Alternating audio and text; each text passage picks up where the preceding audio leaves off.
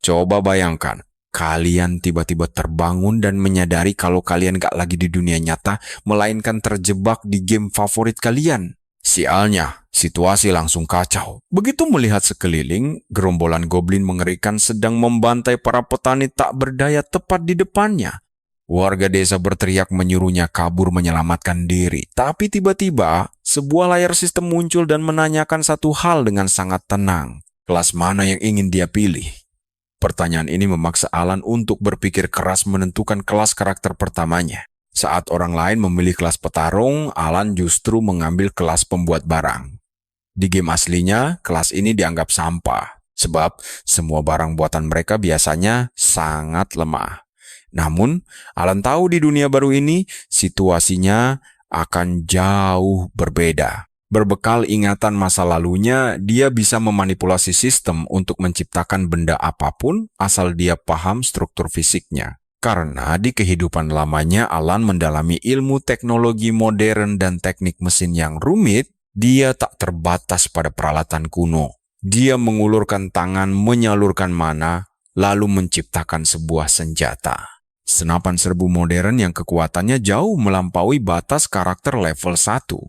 Hal ini tentu membuat warga desa terkejut setengah mati. Melihat kelas lemah memegang benda asing itu, karakter utama kita langsung mengokang senjatanya dan mulai menembak. Saksikan ini, di dunia abad pertengahan yang kuno, senjata api modern jelas menjadi kekuatan tempur yang sangat mengerikan. Hal ini membuat kelas pembuat barang berubah jadi kelas dewa. Alan pun membuat 2 senapan lagi untuk membantu warga desa. Meskipun mereka ragu dan takut salah sasaran, Alan menjelaskan bahwa dia sudah memprogram batasan khusus pada senjata itu. Senjata ini hanya akan melukai monster saja. Untuk membuktikannya, dia bahkan menembak dada salah satu warga yang ketakutan. Setelah terbukti aman, para warga mulai membantai sisa goblin yang ada dan notifikasi naik level pun muncul. Alan menyadari saat orang lain memakai senjatanya untuk membunuh musuh, sebagian poin pengalaman akan mengalir ke dirinya. Sistem ini membuat proses menaikkan levelnya menjadi sangat cepat dan efisien tanpa perlu repot. Sebagai ucapan terima kasih, warga memberinya batu sihir api dari goblin. Batu berharga ini biasanya dijual ke serikat. Namun, pahlawan kita memilih menjadikannya bahan eksperimen. Tiba-tiba saja, ancaman baru muncul di hadapan mereka. Sesosok satria goblin level 13 raksasa datang sebagai bos wilayah. Tembakan senapan biasa tidak mempan menembus perisainya. Saat warga menyuruhnya lari, Alan justru melompat maju untuk memanfaatkan batu sihir yang baru didapatkannya.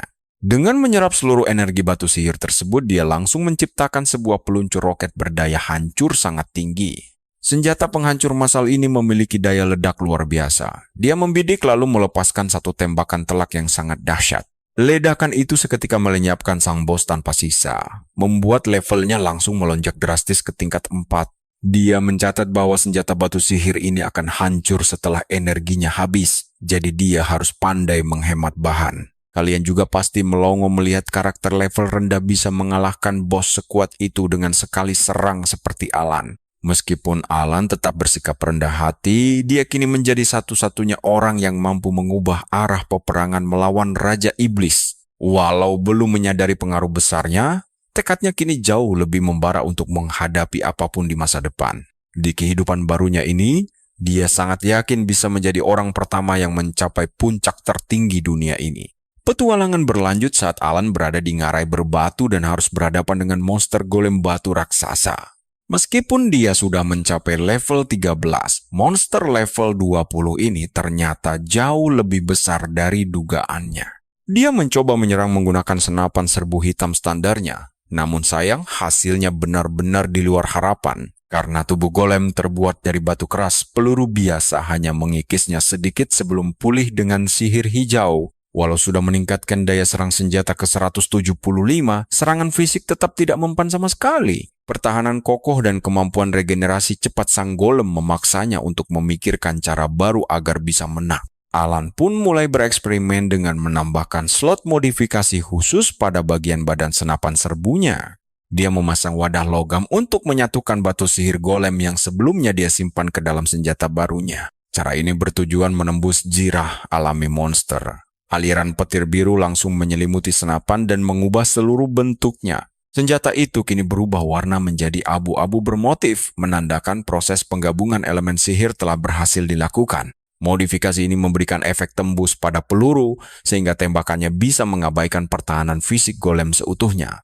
Begitu golem menerjang maju untuk menghancurkannya, Alan langsung melepaskan satu tembakan peluru sihir yang sangat kuat. Kombinasi efek tembus dan ledakan hebat langsung menghancurkan golem raksasa itu menjadi ribuan kerikil kecil seketika.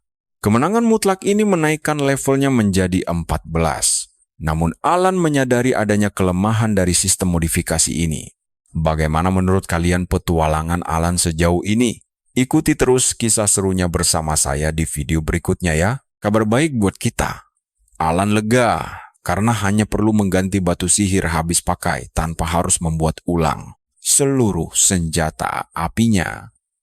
Saat mengambil batu sihir kuning baru dari sisa monster, dia langsung naik ke level 15. Pertumbuhan cepat ini bukan cuma karena pertarungannya sendiri. Sebuah notifikasi muncul menunjukkan kalau warga desa yang pernah dia bantu telah berhasil mempertahankan rumah mereka dari serangan gerombolan orc menggunakan senapan pemberiannya. Setelah bepergian ke berbagai desa pertanian untuk membagikan senjata modern ini, Alan sekarang menerima aliran poin pengalaman yang terus mengalir dari seluruh penjuru negeri. Dia menganggap ini sebagai pendapatan pasif, membuatnya makin kuat sekaligus membuat dunia menjadi tempat yang jauh lebih aman. Dia merasa keputusannya menjadi seorang perajin sangatlah tepat. Namun pertumbuhan luar biasa yang belum pernah terjadi. Sebelumnya ini menarik perhatian markas besar Asosiasi Petualang. Di dalam aula pertemuan, para petinggi menatap cermin ajaib yang menampilkan data milik Alan dengan tidak percaya.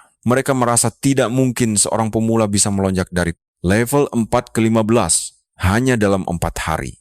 Apalagi dengan kelas pekerjaan yang mereka anggap sampah. Untuk menyelidikinya, seorang pria berambut gelap memproyeksikan rekaman pertarungan Alan baru-baru ini melawan golem batu.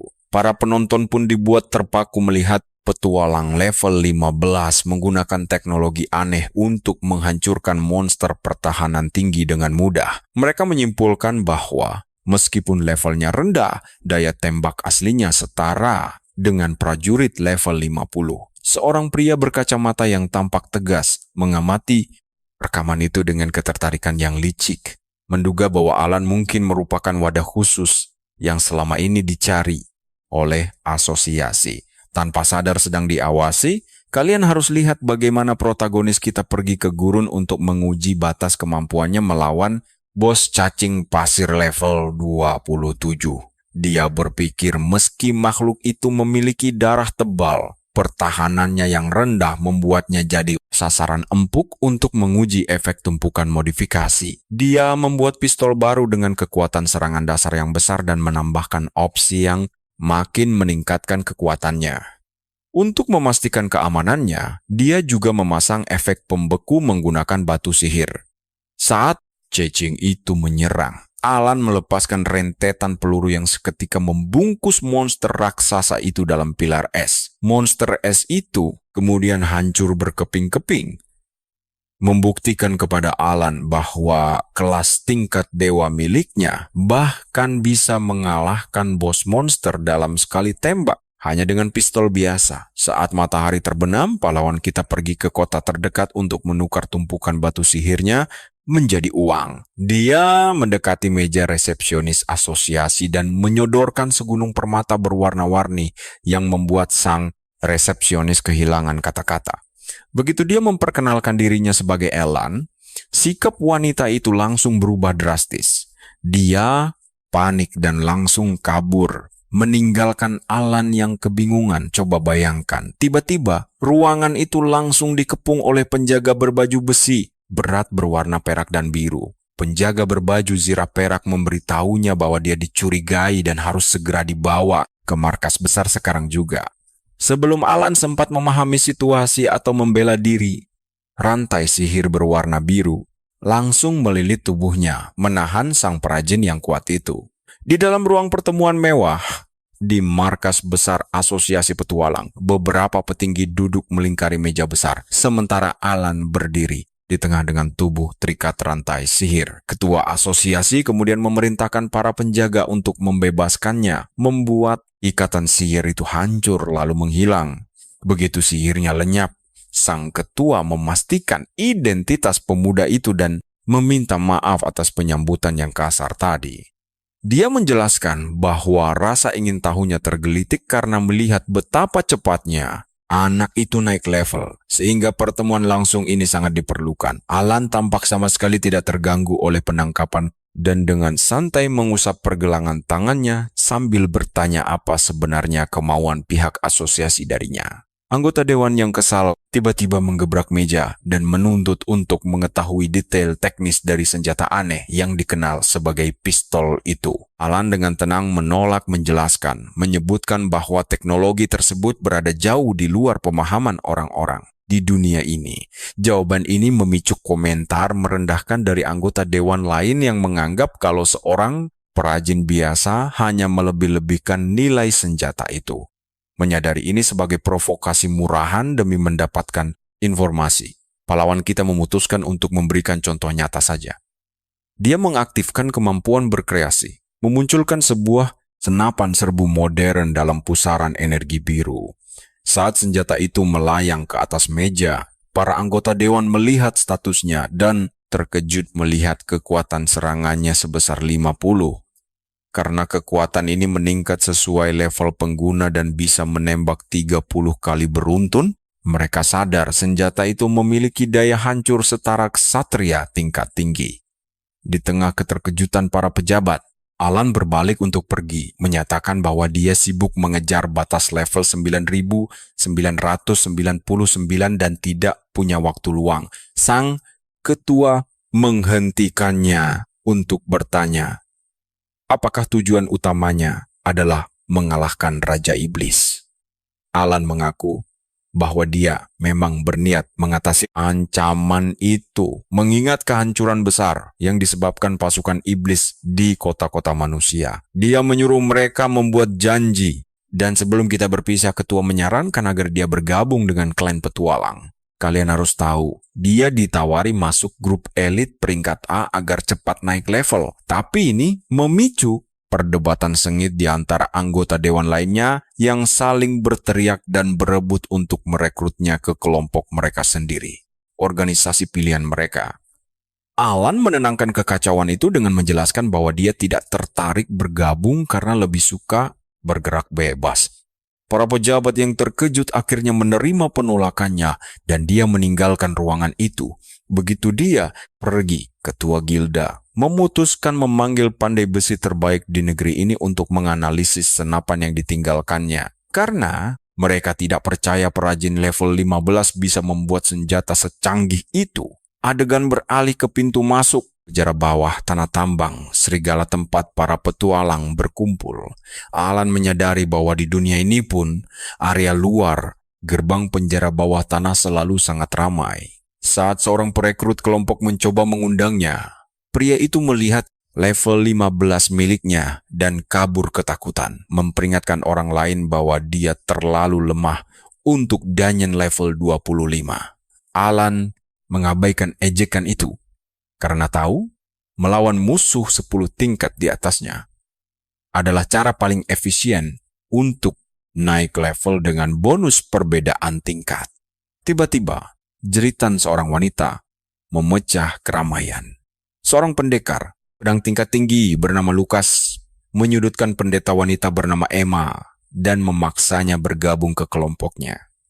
Para petualang di sekitar berbisik ketakutan, tahu bahwa Lukas adalah penindas kejam yang memakai level 65-nya untuk memangsa wanita di dalam dungeon.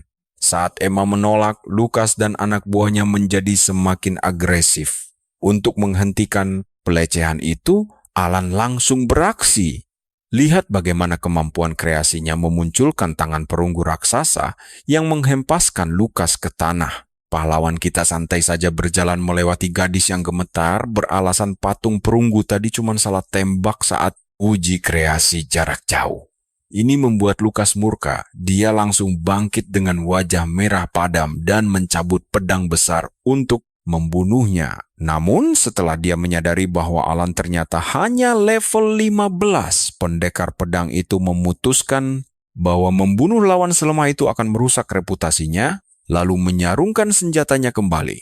Saat protagonis kita mencoba pergi bersama Emma, Lukas langsung menghalangi jalan mereka menuju pintu dungeon. Dia menawarkan tantangan adu cepat untuk menyelesaikan dungeon lebih dulu, bersumpah jika menang, dia akan menghajar wajah Allen dan mengambil Emma sebagai hadiahnya. Meskipun gadis itu protes karena merasa tidak adil, pahlawan kita menghela napas dan menerima tantangannya. Dia berkata dia tidak peduli soal hadiah kemenangan karena mengalahkan kroco seperti Lukas tidak ada artinya sama sekali. Hinaan telak ini membuat sang pendekar pedang kaku karena marah, menganggap Allen sombong yang tidak paham jurang pemisah kekuatan mereka. Kalian juga merasa gemas kan kekuatan mereka?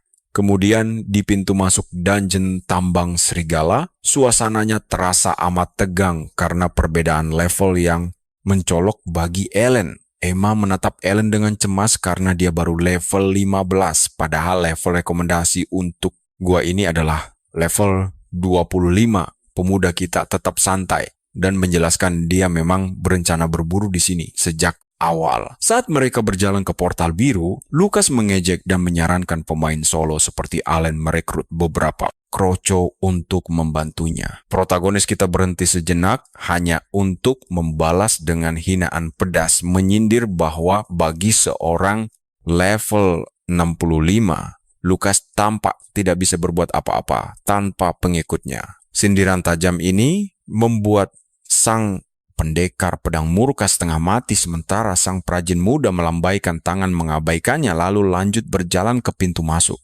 Emma bertekad tidak membiarkan Alan menghadapi bahaya sendirian, jadi dia mengirimkan undangan kelompok digital padanya. Walau awalnya jarinya sempat tertahan di tombol penolakan dengan wajah lelah, gadis itu langsung memeluk erat lengannya dan memohon untuk ikut. Dia merasa bertanggung jawab atas masalah ini dan tidak ingin dia bertarung sendirian. Melihat kekeras-kepalaannya, dia menghela napas lalu menerima permintaan itu. Saat mereka bersiap masuk, Lukas meneriakkan sebuah ejekan jahat terakhir, mengungkap niat buruknya untuk menyusahkan Emma. Tapi dengan santai, protagonis kita memeriksa rekor dungeon dan melihat catatan waktu tercepat hanya 19 menit. Dia sangat yakin bisa memecahkan rekor itu dengan sangat mudah. Begitu melangkah masuk ke dalam lorong tambang yang gelap, keduanya langsung diserbu oleh kelelawar, ulat bulu, dan prajurit mayat hidup tingkat tinggi. Jumlah monster yang banyak membuat Emma takut karena dia yakin mereka tidak akan bisa lolos. Alan hanya menganggap gerombolan itu seperti kroco biasa, lalu menyuruh temannya menyimpan tongkat sihirnya yang tidak berguna. Karena sekarang dia sudah bergabung dengan kelompoknya, Alan ingin dia bertarung dengan benar. Dia menggunakan kemampuan kreasinya untuk menciptakan sepasang senapan mesin ringan langsung di tangannya. Emma terkejut melihat daya hancur senjata itu. Tapi Alan menjelaskan bahwa teknologi ini hanya bisa dia ciptakan sendiri.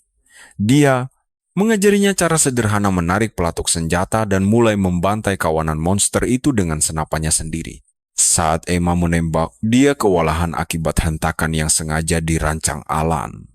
Seru kan? Sampai jumpa lagi. Mari kita simak aksi seru ini. Si karakter utama menjelaskan dalam kerumunan sepadat itu tembakan asal pun pasti kena. Bahkan jika dia hanya menembak membabi buta, dia menyuruhnya berhenti mengobrol agar mereka bisa langsung bergegas menuju bos. Sementara itu, di bagian tambang yang lain, Lukas dan kelompoknya telah membersihkan jalan mereka sendiri. Seorang rekan menunjukkan bahwa tindakan Lukas sengaja memprovokasi Allen karena dungeon ini memunculkan bos tambahan khusus bagi penantang pertama kali. Sang pendekar pedang menyeringai licik, berharap si pemula tewas dalam pertempuran itu agar dia merasa terbalaskan atas rasa malu sebelumnya. Memalukan itu, di sisi lain dungeon, Alan dan Emma berhasil mencapai pintu batu ruangan terdalam dalam waktu kurang dari 10 menit. Hero kita berkomentar datar bahwa mereka bisa selesai 2 kali lebih cepat jika Emma tidak memicu banyak jebakan di sepanjang jalan. Sementara dia naik 3 level dari perjalanan ini, Emma hanya naik 1.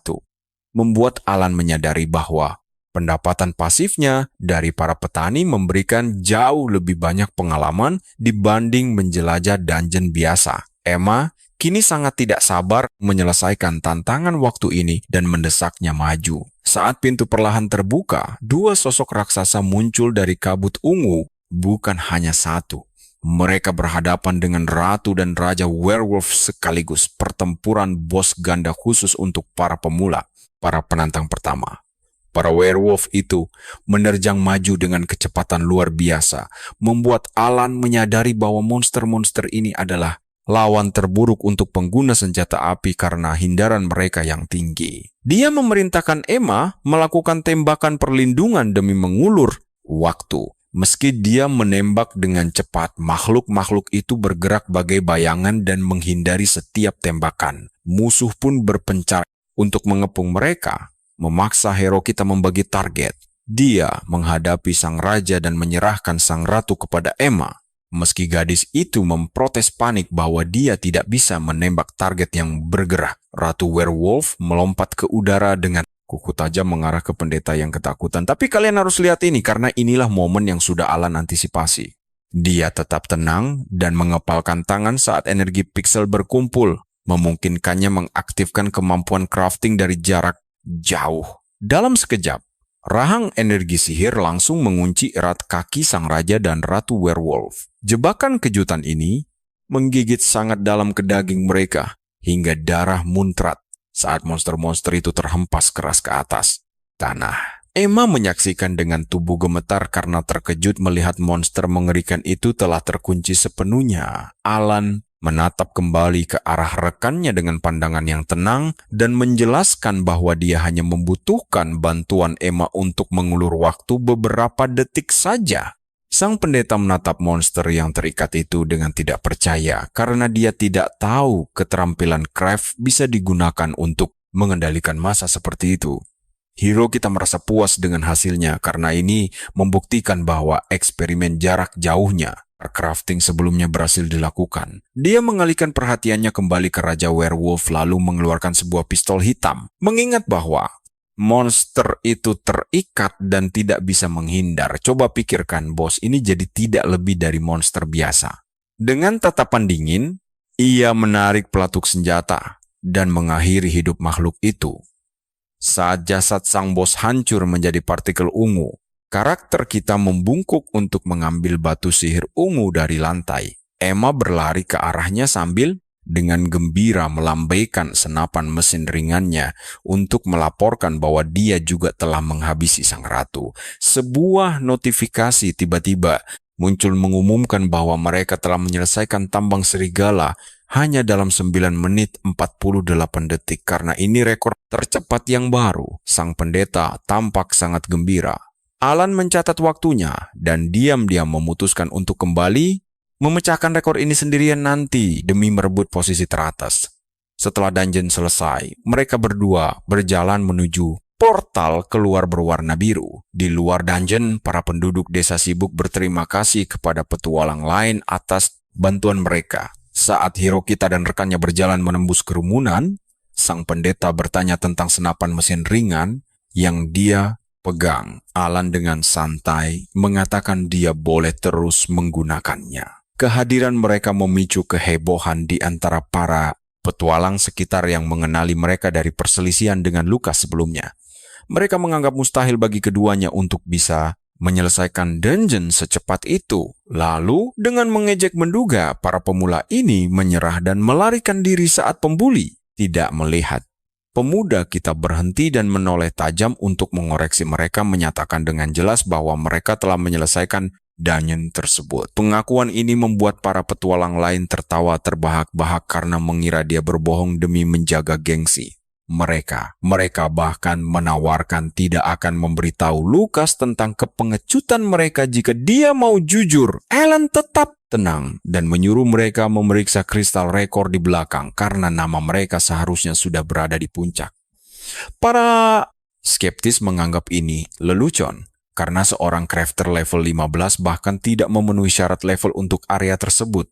Apalagi Saat satu orang akhirnya menyentuh kristal itu, matanya terbelalak melihat peringkat resmi yang ditampilkan. Kerumunan itu terpaku syok melihat Alan dan Emma memang mencatat rekor 9 menit 48 detik. Keren banget kan? Mereka tidak habis pikir bagaimana kelas lemah bisa mencetak rekor secepat ini. Kalian dan aku bakal lihat bagaimana si jagoan memberi petunjuk dengan memunculkan banyak senjata di udara untuk menjawab kebingungan mereka. Seorang petualang memeriksa pistol mitraliur itu dan langsung syok melihat daya serangnya mencapai 153, sangat tinggi untuk level mereka. Emma dengan ceria mempraktikkan betapa mudahnya senjata itu digunakan sambil meniru gerakan menembak, membuat kerumunan makin tidak sabar ingin melihat langsung perlengkapan tersebut. Saat Alan pergi agar tidak membuang-buang waktu, dia berpapasan dengan gadis berambut putih panjang berpakaian merah yang mengawasinya dengan mata kuning tajam. Gadis itu diam saja saat Alan berjalan menjauh hingga menghilang. Nah, perhatikan bagian ini. Puluhan menit kemudian, Lukas dan kelompoknya akhirnya keluar dari portal penjara bawah tanah dengan sangat percaya diri. Selesai dalam waktu kurang dari 50 menit, si pendekar pedang merasa sangat yakin kalau mereka telah memenangkan tantangan waktu. Dia duduk di tanah bersama rekan setimnya untuk menunggu para pemula keluar, bersiap untuk menyombongkan diri dan mengejek mereka habis-habisan. Teman-temannya tertawa kencang dan berasumsi kalau anak-anak baru itu kemungkinan besar sudah tewas di dalam. Petualang yang memeriksa kristal tadi mendekati mereka dan memberitahu Lukas kalau lawan mereka sebenarnya sudah pulang sejak tadi. Awalnya si pendekar pedang tertawa dan mengira mereka kabur ketakutan, tapi pria itu mengoreksinya dan menjelaskan bahwa mereka berhasil menyelesaikannya. Lukas tidak percaya dua pecundang bisa mengalahkan waktunya, tapi petualang itu menegaskan mereka menyelesaikannya lebih cepat dari siapapun dalam sejarah. Coba tebak?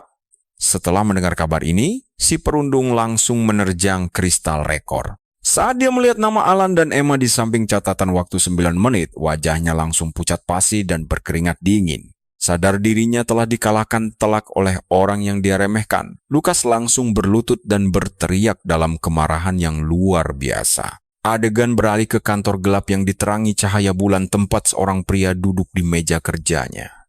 Dia memeriksa berkas berisi foto Alan dan senjata modernnya, menyadari bahwa kekuatan pemecah rekor tersebut membuktikan dirinya ancaman nyata.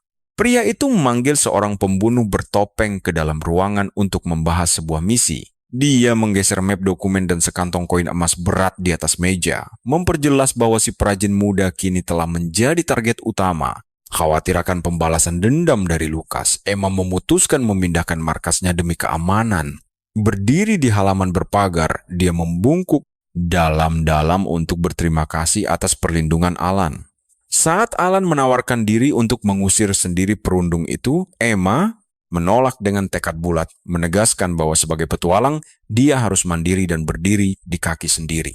Alan menghormati keputusannya dan mengucapkan selamat tinggal. Dengan senyum jahil, Emma dengan bercanda memperingatkannya agar tidak memecahkan rekor tambang serigala miliknya sebelum pergi. Muncul sebuah notifikasi sistem yang mengonfirmasi bahwa Emma telah meninggalkan kelompok. Beberapa hari kemudian, adegan berpindah ke ngarai gurun yang sangat luas, tempat pahlawan kita datang untuk menguji batas kemampuan perajinnya. Kini di level 24, dia menjulurkan tangan dan membiarkan energi berputar di sekelilingnya saat mengaktifkan keahliannya.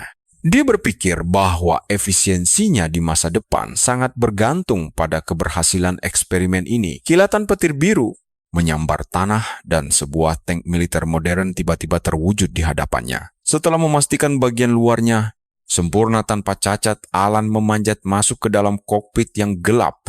Dia sangat senang melihat monitor dan kemudi berhasil ditiru secara detail. Namun, saat dia memerintahkan kendaraan itu maju, tank tersebut tetap diam tak bergerak. Dia sadar, meskipun dia bisa menciptakan struktur rumit seperti senapan A47 atau perangkap, benda-benda berstruktur tidak tetap seperti air, listrik, dan bensin tidak bisa diciptakan. Untungnya, kegagalan ini sudah dia duga sebelumnya, dan dia sudah menyiapkan rencana cadangan. Karena dunia Zero Fantasy Online menggunakan batu sihir sebagai sumber energi serbaguna, dia menyimpulkan bahwa mesin modernnya pun harus bisa berjalan menggunakan energi tersebut. Dia pun menekan batu sihir hijau ke dalam slot di dashboard dan tank itu langsung menderu kencang menerjang debu saat melaju cepat. Sayangnya, kemenangan ini hanya berlangsung singkat karena mesinnya tiba-tiba mati mendadak dengan kepulan asap. Saat memeriksa kembali slot tersebut, dia menemukan batu sihirnya telah hancur menjadi serpihan tidak berguna. Dia menyadari kekuatannya sendiri belum cukup kuat untuk mengendalikan sebuah tank, mengingat mesin sebesar itu membutuhkan batu sihir berkualitas jauh lebih tinggi daripada yang dia miliki sekarang. Tank itu pun lenyap kembali menjadi piksel meninggalkan Alan sendirian di ngarai. Meski gagal, dia tetap termotivasi oleh kenyataan bahwa batu sihir memang terbukti bisa menjadi sumber daya alternatif. Jadi, dia memutuskan mencoba sesuatu yang lebih kecil. Dia menjulurkan tangannya dan merakit sebuah drone pengenal suara dengan 4 baling-baling. Alat itu pun langsung meluncur ke langit atas perintahnya. Dan selagi terbang di atas tebing berbatu, Alan memantau rekaman video langsung di tabletnya. Dia mencatat drone ini bahkan bisa dipakai bertarung jika dia memasangkan senjata di sana. Saat memeriksa rekaman itu, dia melihat ada beberapa siluet mencurigakan sedang bersembunyi di balik bebatuan sekitar. Sadar dirinya sedang diawasi, dia teringat para preman di tambang serigala dan merasakan haus darah yang sangat kuat dari pengamat baru ini. Percayalah kalian dan aku pasti tidak sabar melihat bagaimana Alan membereskan mereka. Kalian harus lihat ini, tokoh utama kita memunculkan senapan mesin drum dan langsung menyergap musuh misterius. Di tebing tinggi, 5 pembunuh jubah hitam mengintai. Mereka semua veteran berlevel 65 yang sangat mematikan. Mereka meremehkan Alan dan mengira pemain level rendah tidak akan bisa mendeteksi kemampuan sembunyi pasif mereka. Sombong sekali. Tapi kesombongan itu hancur saat Alan tiba-tiba muncul di belakang mereka. Sang pemimpin berambut abu-abu langsung panik. Pria bermasker ungu itu memerintahkan anak buahnya menghabisi Alan. Meski begitu, salah satu asasin tampak sedikit ragu. Dia cemas dengan kecepatan senjata Alan, tapi si bos meremehkannya. Dia yakin senjata api itu tidak berbahaya. Menurutnya senjata itu tidak bisa melukai manusia. Lagi pula, target mereka ini hanyalah bocah berlevel 20-an saja. Pahlawan kita menatap dingin dan berkata bahwa logika mereka salah besar, lalu mengejek pemimpin itu bodoh sekali. Para pembunuh mengepung Alan di tepi jurang. Si pemimpin mengejek rekannya penakut saat mereka mendadak menghilang misterius. Mereka menggunakan teknik sembunyi tingkat tinggi. Alan sadar lawannya adalah profesional, tapi dia tetap tenang tanpa ragu. Dia santai saja karena sudah menyiapkan senjata khusus berkecepatan tinggi. Tiba-tiba, seorang pembunuh melompat menyerang dari belakang. Sambil mengayunkan pisau, dia sesumbar tembakan Alan tidak akan mempan, tapi Alan langsung berbalik dan menarik pelatuknya. Nah, siap-siap. Senapan mesin itu langsung menyemburkan peluru panas, membantai mereka hingga darah berceceran di gurun. Sambil melihat mereka tumbang, Alan menyindir bahwa rencana mereka sangat buruk untuk melawan orang bersenjata otomatis sepertinya. Dia mendekati si bos yang sekarat dan gemetaran. Masih tidak percaya kalau peluru itu benar-benar bisa melukainya. Alan menjelaskan bahwa biasanya dia mengunci senjatanya agar tidak melukai manusia, tapi kali ini aturannya diubah. Dia menonaktifkan fitur pengaman karena sejak awal gelagat gerombolan bertopeng ini memang sudah sangat mencurigakan sekali. Moncong pistol kini menempel di dahi si bos. Alan menuntut dalangnya, namun pembunuh itu malah tersenyum mengerikan. Dia bilang tugas asasin hanyalah mengikuti perintah. Alan tidak salah apa-apa. Tapi ada sosok penting yang menginginkannya mati. Kekuatan Alan dianggap terlalu berbahaya bagi orang besar itu. Sebelum Alan bisa menggali informasi lebih dalam tentang dalang misterius, sang pembunuh menggigit pil racun dan mati seketika. Jasadnya langsung lenyap, menyisakan Alan yang berdiri dalam kebingungan. Dia heran kenapa orang penting sampai takut pada pemain level 24 sepertinya. Lamunannya buyar saat sesosok gadis berambut putih panjang tiba-tiba muncul. Gadis itu memuji kehebatan Alan membantai para pembunuh bayaran veteran tersebut tanpa ampun. Kira-kira dia musuh atau kawan? Tenang, gadis bernama Melissa ini tertawa dan mengaku ada di pihak Alan. Dia bahkan menawarkan kerjasama yang saling menguntungkan. Namun, Alan yang penyendiri langsung menolak mentah-mentah tawaran tersebut. Dia menegaskan tidak butuh kerja sama tim sekarang ataupun nanti. Tapi kilasan ingatan tentang Emma di Gua Serigala mendadak muncul di kepalanya. Dia terpaksa mengakui bahwa ada satu orang yang pernah berjuang bersamanya di masa lalu. Melissa kesal dengan sikap ketus Alan, tetapi dia segera mengubah taktik cerdik untuk menarik perhatian pemuda keras kepala ini. Di dekat sisa jasad para pembunuh, Melissa membocorkan informasi rahasia. Dia tahu siapa sosok misterius yang menyewa pembunuh tersebut. Melissa berjanji membagikan info itu asal Alan mau bekerja sama.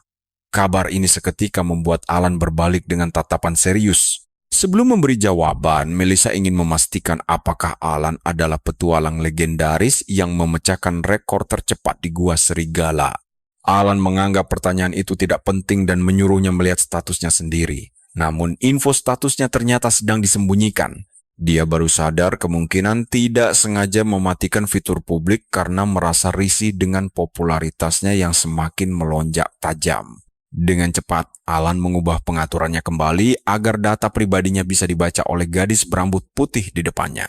Begitu layar status muncul, Melissa terkejut setengah mati. Sang pahlawan yang menaklukkan dungeon tersulit itu ternyata masih pemula. Dia hanya berlevel 24. Padahal Melissa menduga kekuatan mengerikan itu setara dengan pemain level 80 ke atas. Biar adil, Melissa pun menunjukkan status miliknya memperlihatkan bahwa dirinya adalah seorang penyihir hebat berlevel 50. Setelah perkenalan singkat selesai, Alan langsung menuntut kejelasan tentang identitas orang yang ingin melenyapkan dirinya dari game ini.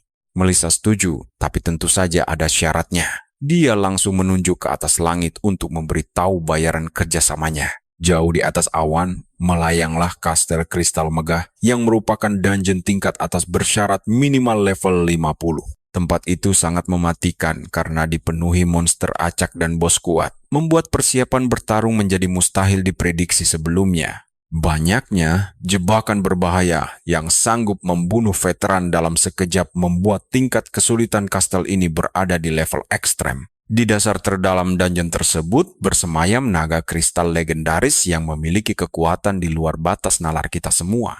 Sang penyihir sangat membutuhkan bantuan Alan untuk merebut bola naga giok material legendaris yang dijatuhkan oleh bos naga tersebut. Kira-kira apakah mereka berdua sanggup bertahan hidup di sana? Mari kita cari tahu kelanjutannya di petualangan berikutnya. Bos itu.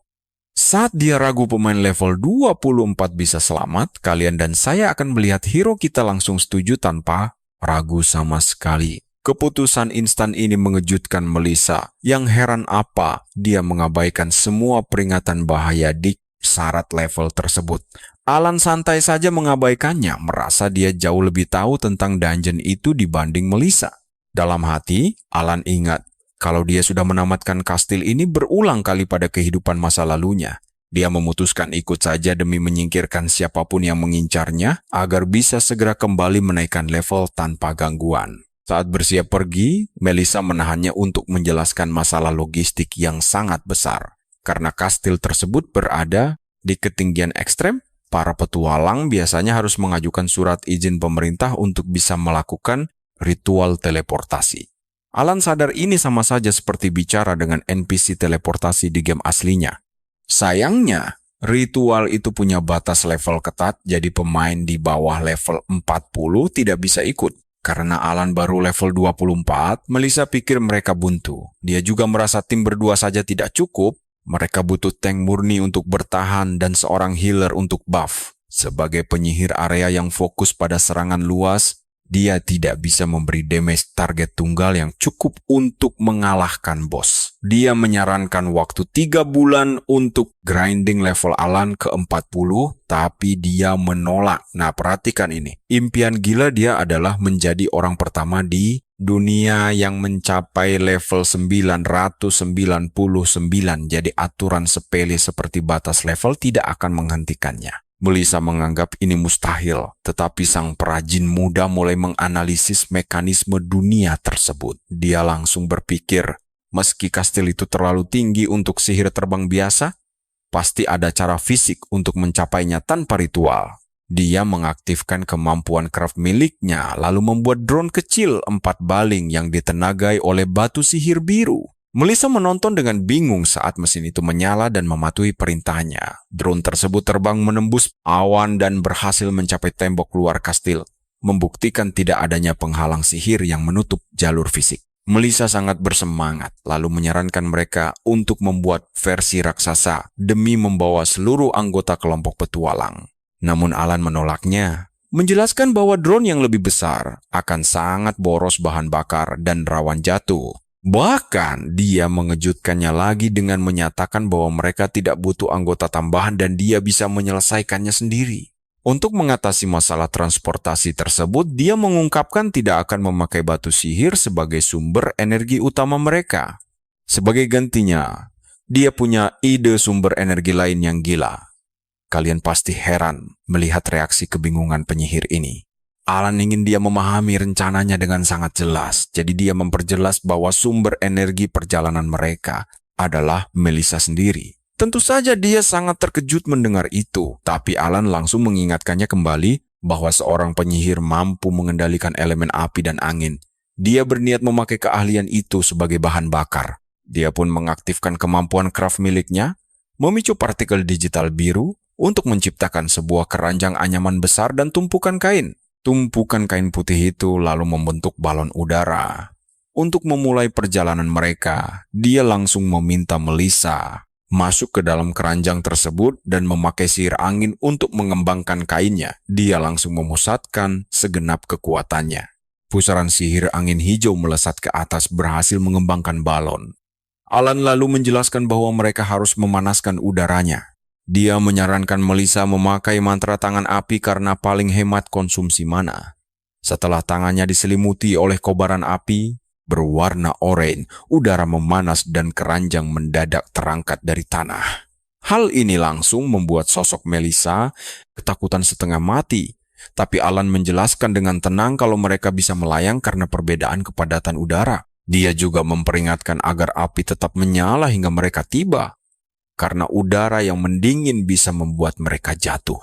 Meskipun dia cemas kehabisan mana sebelum pertempuran dimulai, Alan segera meyakinkannya bahwa dialah yang akan menghadapi semua musuh mereka nanti.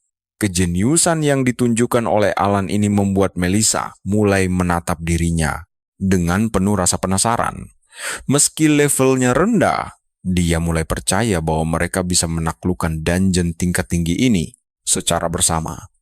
Keduanya akhirnya berhasil tiba di gerbang batu Kastil Langit Kristal, di mana Melissa merasa sangat kelelahan dan gemetar karena menerbangkan balon udara, tapi Alan langsung memujinya atas kerja kerasnya. Saat mereka memasuki lorong, terlihat beberapa kelompok petualang lain sudah berada di dalam. Hero kita menyadari bahwa ini adalah dungeon terbuka, artinya mereka harus berbalapan. Jika kelompok lain menyelesaikannya duluan, mereka akan tersingkir. Jadi, dia memutuskan untuk mengabaikan monster lemah dan bergegas menuju target utama. Selama mereka berlari melintasi kastil, Melissa mencoba menjelaskan peta 3 lantai tersebut. Dia langsung terkejut saat Alan mengaku sudah tahu bahwa mereka harus mengumpulkan 3 kristal lantai bawah untuk maju. Dia bercanda menolak membocorkan rahasianya, membuat Anda dan saya makin penasaran. Kalian harus lihat ini perjalanan mereka tiba-tiba terhenti saat berbelok di sudut jalan dan menemukan antrean petualang yang dihadang oleh Minotaur Abyss level 45. Melissa menyarankan untuk memutar lewat lantai lain demi menghindari pertarungan, tapi Alan menolak membuang waktu di rute yang lebih jauh. Dia langsung berjalan melewati para petualang itu dan meminta mereka minggir saja jika tidak berani bertarung. Sontak, prajurit lain mengejek level rendahnya dan menantang si pemula untuk maju sendiri.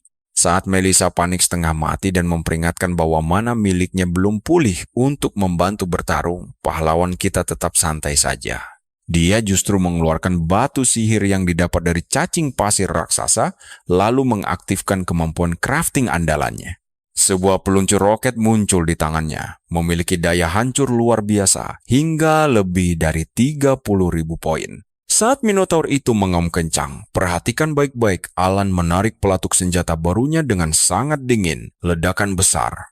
langsung melahap sang bos dan memusnahkannya seketika. Serangan satu kali tembak ini membuat semua petualang di sana melongo tak percaya. Notifikasi kemenangan pun muncul di layar udara. Kemenangan mutlak ini langsung menaikkan level Alan ke level 25. Di tengah kepanikan penonton, Alan dengan santai mengambil kristal kuning dan batu sihir baru dari jasad monster itu. Dia pun langsung berlari menuju area berikutnya, membuat Melissa yang masih syok bertanya-tanya dalam hati. Apakah kelas crafter benar-benar selemah yang dikatakan orang? Mereka akhirnya sampai di tepi jurang gelap yang disebut Jalan Abis. Para petualang lain terjebak di sini karena jalurnya terlihat terputus total. Namun, karakter utama kita justru tersenyum santai. Dia menjelaskan bahwa jalannya tidak hilang, melainkan hanya transparan. Untuk membuktikannya, dia membiarkan seorang pria melangkah maju dan langsung jatuh ke dalam kegelapan. Alan tahu taktik biasa adalah memakai tongkat untuk meraba jalan, tapi itu terlalu lambat. Jika dia melakukan itu, kelompok lain pasti akan ikut menyusul dan membuat jalanan penuh sesak. Melissa lalu menyarankan membuat jembatan. Namun Alan menjelaskan, andai skill diperbolehkan di sini, orang-orang pasti sudah menggunakan sihir terbang sejak awal. Dia menyuruh Melissa merapal mantra, dan gadis itu menyadari bahwa sihir serta skill diblokir total di area ini. Kalian pasti berpikir dia bakal panik kan? Tapi Alan justru tersenyum percaya diri dan bersiap mengeluarkan solusi lain. Dia siap melangkah maju karena hanya tersisa 2 kristal lagi sebelum mereka bisa mencapai lantai bagian tengah. Meski larangan sihir dungeon menghalangi skill crafting miliknya secara langsung, Alan sadar masih ada jalan keluar. Dia masih bisa mengeluarkan barang-barang dari inventory yang sudah disiapkan sebelumnya. Dia menarik sebuah perangkat digital biru dengan banyak lensa yang membuat Melissa penasaran. Alan menjelaskan bahwa itu adalah kacamata malam yang dia buat sendiri. Menggunakan batu sihir kelelawar jahat, kacamata ini menangkap cahaya inframerah untuk memperlihatkan tanda panas jalur yang tersembunyi. Jalur yang tidak terlihat oleh mata telanjang kini terpampang jelas. Hal ini membuat Melissa teringat kejadian beberapa waktu lalu saat mereka naik balon udara. Ketika dia asyik menikmati pemandangan, Alan justru sibuk membuat peralatan ini. Dia mulai menyadari bahwa partnernya memiliki pemahaman mendalam tentang mekanisme dungeon yang tidak masuk akal bagi pemula. Begitu kacamata dipakai, pandangan Alan langsung berubah menjadi labirin hijau transparan yang menunjukkan letak lantai pijakan. Demi menghemat waktu dan mencegah mereka terjatuh, dia tiba-tiba langsung menggendong Melissa ala pengantin baru. Tentu saja gadis itu panik karena kontak fisik mendadak ini, tapi Alan menyuruhnya diam agar lidahnya tidak tergigit. Dia lalu melompat ke udara kosong, berlari kencang melintasi jalan setapak yang tidak terlihat dengan kecepatan luar biasa. Para petualang lain di peron hanya bisa terpaku kebingungan melihat pemain berlevel rendah ini seperti melayang di atas jurang. Melissa berteriak memintanya melambat, namun Alan tetap tenang hingga akhirnya mereka mendarat dengan aman di seberang sana. Tak lama, mereka tiba di persimpangan lorong.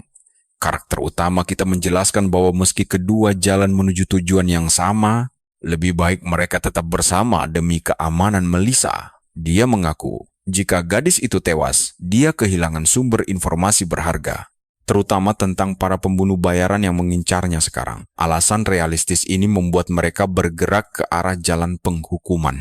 Jembatan sempit itu dijaga oleh jebakan sabit besar berlumuran darah yang terus berayun tanpa henti dari kiri ke kanan. Karena segel sihir telah dilepas, Alan langsung mengeluarkan senapan laras panjang dan melepaskan beberapa tembakan. Peluru berdaya tinggi itu langsung menghancurkan seluruh jebakan besi tersebut. Melissa pun lega karena sihirnya bisa digunakan kembali. Mereka pun bergegas menuju ruang tebing tinggi. Namun tepat di depan dinding raksasa itu mereka menemukan masalah baru. Seluruh permukaannya tertutup lendir ungu licin yang mustahil dipanjat. Melissa menyarankan untuk menerbangkan balon udara mereka lagi. Namun Alan menolak karena balon itu terlalu besar untuk rintangan sekecil ini. Sebagai gantinya dia mengaktifkan skill craftingnya. Dia membuat sebuah platform logam vertikal lengkap dengan pagar pengaman serta panel kendali di bagian tengah. Dia menyebutnya lift, teknologi asing bagi Melissa. Percayalah, petualangan seru mereka baru saja dimulai saat tombol ditekan. Kalian dan aku akan menyaksikan bagaimana mereka naik ke puncak untuk merebut kristal kedua. Sekarang, pencarian kristal terakhir membawa mereka ke ruangan rawa beracun. Sebuah gua dengan danau hijau berisi air toksik. Di sini, Melissa berharap melihat penemuan misterius lainnya. Tapi dia agak kecewa saat Alan cuma membuat perahu dayung kayu biasa. Alan menjelaskan kalau solusi simpel adalah yang terbaik untuk masalah mudah, tapi dia sengaja tidak membuat dayungnya. Hal ini memaksa Melissa menjadi mesin pendorong. Menggunakan sihir anginnya untuk menciptakan pusaran yang menggerakkan perahu melintasi danau beracun. Meskipun merasa beban kerjanya tidak adil, mereka dengan cepat sampai di altar dan berhasil mengamankan kristal ketiga. Setelah menyelesaikan lantai ini, Melissa merenungkan betapa mudahnya perjalanan mereka. Di saat Alan merasa ini karena Glasscrafter adalah profesi terkuat, sang penyihir menyadari kebenaran bahwa pria di depannya inilah yang luar biasa. Dia menatap punggung Alan, merasa sangat yakin bahwa dia sedang melihat langsung kebangkitan sosok petualang legendaris baru yang nantinya bakal mengukir sejarah baru. Beberapa menit kemudian, mereka pun akhirnya sampai di ruang transfer. Alan memasukkan 3 kristal bercahaya ke altar tengah, memicu lingkaran teleportasi yang langsung mengirim mereka menuju lantai menengah. Perhatikan lorong bercahaya biru ini, di mana sebuah portal gelap berputar menunggu mereka. Alan merasa tata letaknya sangat aneh seperti dungeon di dalam dungeon, mirip boneka Matryoshka. Saat Melissa bertanya apa itu, dia berjanji akan membuatkannya satu setelah mereka menaklukkan kastil ini. Namun, sebelum melangkah melewati portal terakhir, raut wajah Melissa mendadak berubah sangat serius. Dia menahannya sambil meletakkan tangan di dada, lalu menatap matanya untuk menantangnya bertanding sebelum mereka melangkah lebih jauh. Karena dia sudah mengumpulkan informasi tentang lantai menengah, dia tahu kalau bagian pertamanya adalah ruang gelap gulita yang dipenuhi oleh kawanan besar monster lemah. Karena dungeon mencatat jumlah eliminasi dalam pertempuran ini, dia dengan percaya diri mengajak Alan untuk bersaing, menentukan siapa yang bisa membantai musuh paling banyak. Alan awalnya menatapnya dengan malas, menyadari aturannya sangat menguntungkan Melissa, sebab kelas penyihirnya dirancang untuk serangan area. Sedangkan senjata apinya cuma untuk satu target. Melissa terus memprovokasi, menjelaskan kalau sihirnya bukan cuma bahan bakar transportasi dan ingin membuktikan kehebatan kelasnya. Pahlawan kita akhirnya menerima tantangan itu dengan santai, berpikir kalau sedikit kompetisi bisa membantu mereka beres-beres cepat. Pokoknya, mereka sepakat kalau yang kalah harus mentraktir pemenang ramuan-ramuan kualitas terbaik setelah semua ini selesai. Saat melangkah masuk ke lantai pertama bagian tengah, pasangan ini langsung disambut oleh serbuan ribuan monster mengerikan. Ada sekitar 1.500 monster yang sudah bersiap di kegelapan. Begitu pertarungan dimulai, Melissa langsung bergerak. Dia menyelimuti dirinya dengan energi hitam untuk melepaskan ledakan ungu raksasa bernama Black Nebula. Sihir dahsyat ini melenyapkan sebagian besar pasukan monster dalam sekejap, membuatnya sangat yakin kalau dialah yang akan menang. Tapi, si crafter muda melangkah maju dan memakai kemampuannya untuk memanggil senapan Gatling raksasa berdaya serang 500. Meski dia tidak bisa bergerak saat menembakkan senjata berat ini, fitur isi ulang otomatis dan kecepatan tembaknya membuatnya membabat monster seperti pisau panas memotong mentega. Gila kan? Melissa pun sampai dibuat shock setengah mati melihatnya. Sebab teknologi senjata ini berada di level yang jauh berbeda dari sihir biasa. Biarpun dia menolak menyerah, perbedaan kecepatan berburu mereka tidak bisa bohong. 2 menit berlalu, papan skor holografis menunjukkan hasil akhirnya. Alan membantai 811 monster, sedangkan Melissa cuma mengeliminasi 689 ekor saja. Saat Alan berdiri santai di atas tumpukan mayat monster, sang penyihir justru terduduk lemas di lantai karena kelelahan. Dia masih tidak percaya kalah di keahliannya sendiri. Alan menyuruhnya tidak patah semangat karena dia cuma salah lawan. Melissa menatap kepergiannya, menyadari sepenuhnya kalau pria ini adalah anomali nyata yang merusak semua hukum dunia mereka. Mereka lalu pindah ke aula batu lantai 2 bagian tengah, yang menurut Alan adalah rintangan terakhir sebelum masuk ke sarang naga kristal.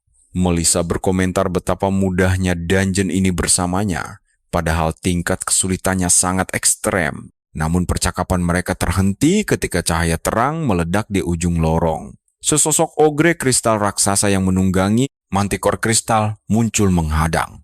Keduanya berada di level 50. Melissa berpikir mereka harus memisahkan duet maut ini demi mengatasi serangan terkoordinasi mereka.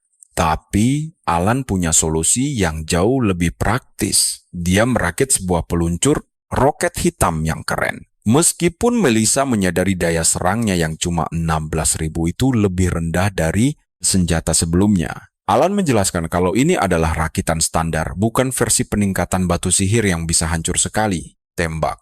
Begitu para bos itu menyerang, Alan sadar kalau Manticore memiliki hindaran tinggi dan kemungkinan besar akan menghindari serangan depan. Jadi, mari kita lihat taktik barunya saat dia menyuruh Melissa membekukan tanah. Kawan, ayo kita lihat bagaimana sihir esnya membuat lantai batu jadi licin, memaksa monster buas yang menyerang itu melompat ke udara demi mempertahankan momentumnya. Ini dia yang ditunggu karakter utama kita karena monster tanpa sayap tak bisa bergerak bebas saat melayang di udara. Menggantung di langit-langit. Dia mengincar serangan telak untuk menyudahi pertarungan dengan cepat, tapi si ogre melakukan gerakan mustahil yang mengejutkan. Melompat lebih tinggi lagi dengan menginjak punggung Manticore sebagai batu loncatan.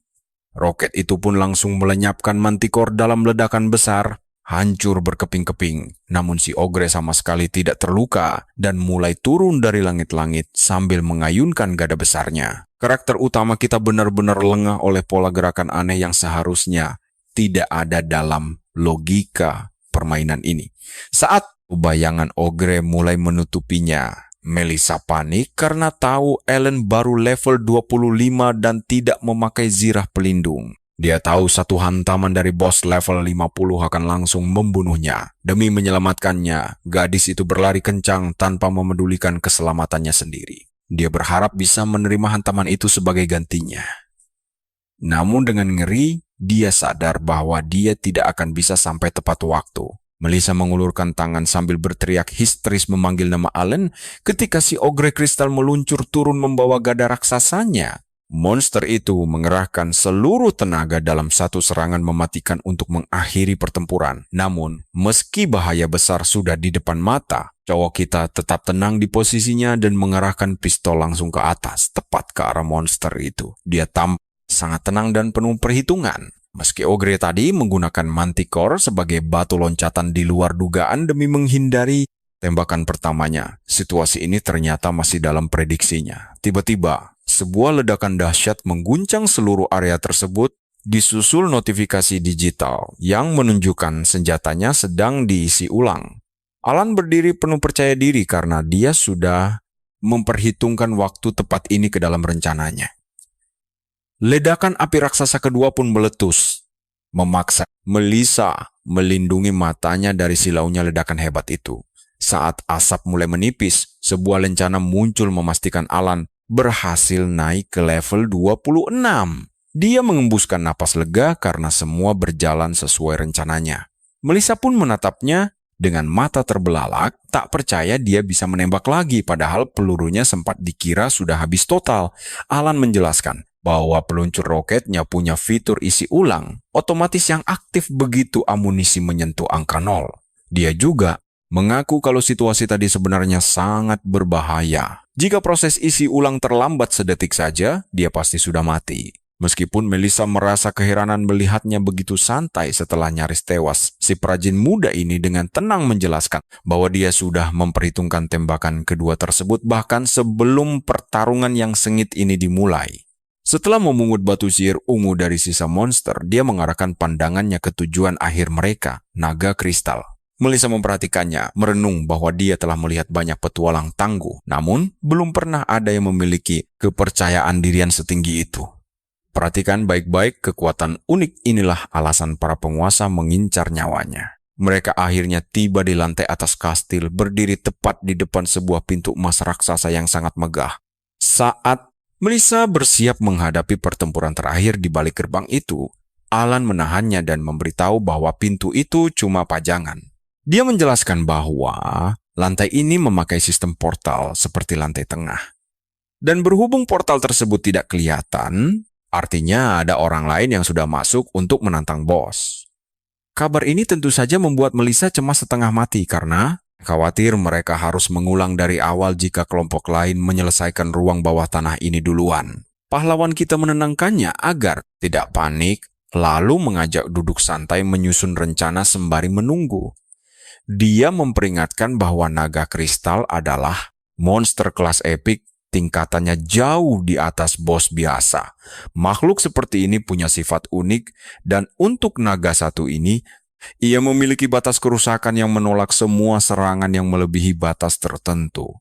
Hal ini membuat daya serang dahsyat Allen tak begitu berguna, memaksa mereka menyusun rencana khusus. Kamu pasti mengira mereka akan kalah, tapi dia meminta Melissa fokus membasmi gelombang monster kecil yang terus muncul selagi dia mengatasi si bos besar dan serangan sekali mati miliknya. Mendadak, portal biru di dinding menyala, menandakan pertempuran tim sebelumnya telah usai. Alan langsung menduga bahwa para petualang itu kemungkinan besar telah tewas semua, karena mustahil melarikan diri begitu pertempuran bos dimulai.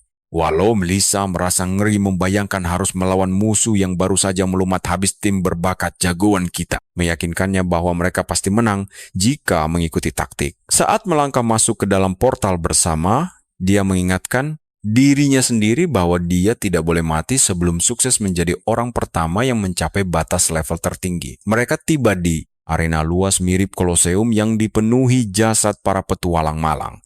Sebelum mereka sempat mencerna pemandangan suram itu, energi kegelapan meledak dari tanah dan naga kristal raksasa pun menampakkan diri dengan raungan super dahsyat.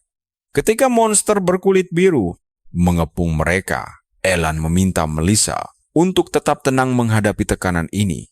Dia segera mengeluarkan senjata Gatling raksasa dan mulai memberondong musuh dengan peluru beruntun. Dia sadar batas kerusakan jadi masalah, tapi percayalah, kita wajib melihat kelanjutannya. Kalian harus lihat ini tembakan beruntun Gatling gun milik Alan adalah serangan balik terbaik yang membuat Melissa sampai melongo melihatnya. Bos kelas epik itu berhasil disudutkan dan Melissa pun segera merapal sihirnya sendiri untuk menyapu bersih sisa-sisa monster di sekitar. Sayangnya, momentum mereka terhenti saat senjata Allen berbunyi klik menandakan pelurunya habis. Naga kristal itu langsung memanfaatkan celah sempit ini. Makhluk itu terbang ke udara untuk menyiapkan jurus mautnya. Api kematian hitam saat energi ungu pekat mulai berkumpul di mulutnya. Melihat bahaya itu, Alan berteriak meminta Melissa mundur sementara dia melompat maju dan menggunakan skill craftingnya untuk menciptakan sebuah perisai. Logam raksasa tahan api langsung dari dalam tanah.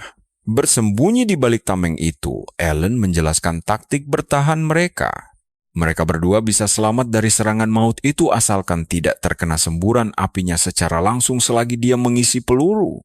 Sayangnya rencana matang itu mendadak kacau balau ketika retakan-retakan besar mulai bermunculan di seluruh permukaan tameng pelindung mereka. Allen menatapnya dengan sangat panik, menyadari daya tahan tameng buatannya tidak akan cukup kuat menahan semburan dahsyat naga tersebut. Tameng itu akhirnya hancur berkeping-keping, melempar mereka berdua ke belakang sementara sang naga terus melancarkan serangan tanpa henti. Menolak mati konyol di tempat seperti ini, mata Allen berkilat penuh amarah sambil mengulurkan tangannya di tengah ledakan energi hebat. Nah, perhatikan baik-baik bagian ini. Energi dahsyat meledak saat Allen memakai kekuatan terakhirnya untuk memicu skill crafting uniknya. Setelah cahaya skill meredup, Allen kini memegang sebuah tabung logam merah yang sukses membuat Melissa kebingungan setengah mati melihatnya. Gadis itu berteriak menanyakan benda aneh apa itu. Dan dengan santai Allen menjawab kalau itu adalah alat pemadam kebakaran modern. Allen membatin sendiri bahwa alat pemadam api adalah pilihan paling logis untuk mengatasi situasi krisis yang sangat spesifik ini. Supaya bisa menandingi monster kuat, dia menggabungkan alat itu dengan batu sihir dari ogre kristal yang dia kalahkan sebelumnya. Meski belum yakin alat rumah tangga ini bisa menghentikan monster, Allen mempertaruhkan semuanya dan langsung berlari menerobos kobaran api. Dia mengarahkan corongnya ke depan dan menyemprotkan busa putih bertekanan tinggi dalam jumlah besar yang langsung berbenturan dengan api. Tabrakan itu menciptakan gelombang kejut luar biasa yang melahap habis semburan sang naga. Melissa benar-benar terpaku melihat keajaiban ini terjadi. Serangan maut kelas epik bisa dimentahkan begitu saja oleh alat sekonyol itu. Di saat rekannya masih melongo tidak percaya, Alan membuang tabung pemadam itu dan menjelaskan dengan santai kalau benda itu bukanlah senjata, melainkan sekadar alat bantu fungsional saja. Begitu bahaya terlewati, protagonis kita ini kembali mengangkat Gatling gun berat yang sudah terisi penuh oleh peluru baru. Allen menyatakan ini waktunya serangan balik lalu menarik pelatuknya, memuntahkan rentetan peluru yang menguras habis berdarah naga itu. Kita tahu rencana ini bakal berhasil, kan? Melissa pun langsung berlari maju membantu. Tapi Allen menyuruhnya untuk tetap fokus. Dia memintanya mengabaikan kroco-kroco di sekitar agar mereka bisa memusatkan seluruh daya serang untuk melenyapkan bos naga kristal tersebut. Melissa pun memadukan sihirnya dengan hujan peluru Allen, membuat sisa darah naga itu habis hingga dia hancur menjadi debu. Notifikasi sistem langsung muncul mengonfirmasi kemenangan mereka, menaikkan level Allen ke 27 dan Melissa ke 51. Saat arena kembali sunyi, Melissa heran melihat Allen yang tampak sangat santai padahal mereka baru saja lolos dari maut. Allen hanya mengabaikan ucapan itu dan menjawab bahwa kemenangan adalah segalanya. Lalu dia mulai memungut batu sihir di lantai. Ketika Melissa menanyakan soal bola naga giok, Allen langsung menunjuk ke arah peti harta karun batu yang mendadak muncul di sana. Sambil menjelaskan mekanisme hadiah dungeon, Allen melihat Melissa yang berjalan mendekat lalu perlahan membuka peti harta karun misterius tersebut. Di dalamnya terdapat sebuah artefak berbentuk hati merah yang berdenyut aktif. Namun tepat saat Melissa hendak menyentuh hadiah berharga itu, sikap Allen mendadak berubah drastis. Dia langsung mencabut pistol dan menodongkannya tepat ke kepala Melissa dengan ekspresi yang sangat dingin. Allen memperingatkan bahwa begitu bola diambil mereka akan diteleportasi keluar dan dia tidak akan melupakan kesepakatan penting yang mereka buat. Sebelum mereka pergi dari sini, Allen menuntut jawaban siapa dalang di balik para pembunuh bayaran itu. Melissa menghela napas pasrah. Dia memintanya menurunkan senjata dan berjanji akan memberitahunya. Namun setelah pistol diturunkan, gadis itu malah mengungkap kenyataan yang menjengkelkan. Ternyata dia sendiri tidak tahu siapa orang spesifik yang menyewa para pembunuh itu. Sontak saja hal ini membuat Allen emosi. Dia kembali mengangkat senjatanya. Namun Melissa langsung berteriak kalau dia sudah berhasil melacak organisasi rahasia yang terlibat. Allen menghela napas panjang dan mendengarkan penjelasan Melissa bahwa para pelaku itu ternyata berasal dari asosiasi petualang sendiri. Berita ini membuat pahlawan kita syok berat, karena tujuan utama didirikannya asosiasi tersebut adalah untuk membasmi Raja Iblis.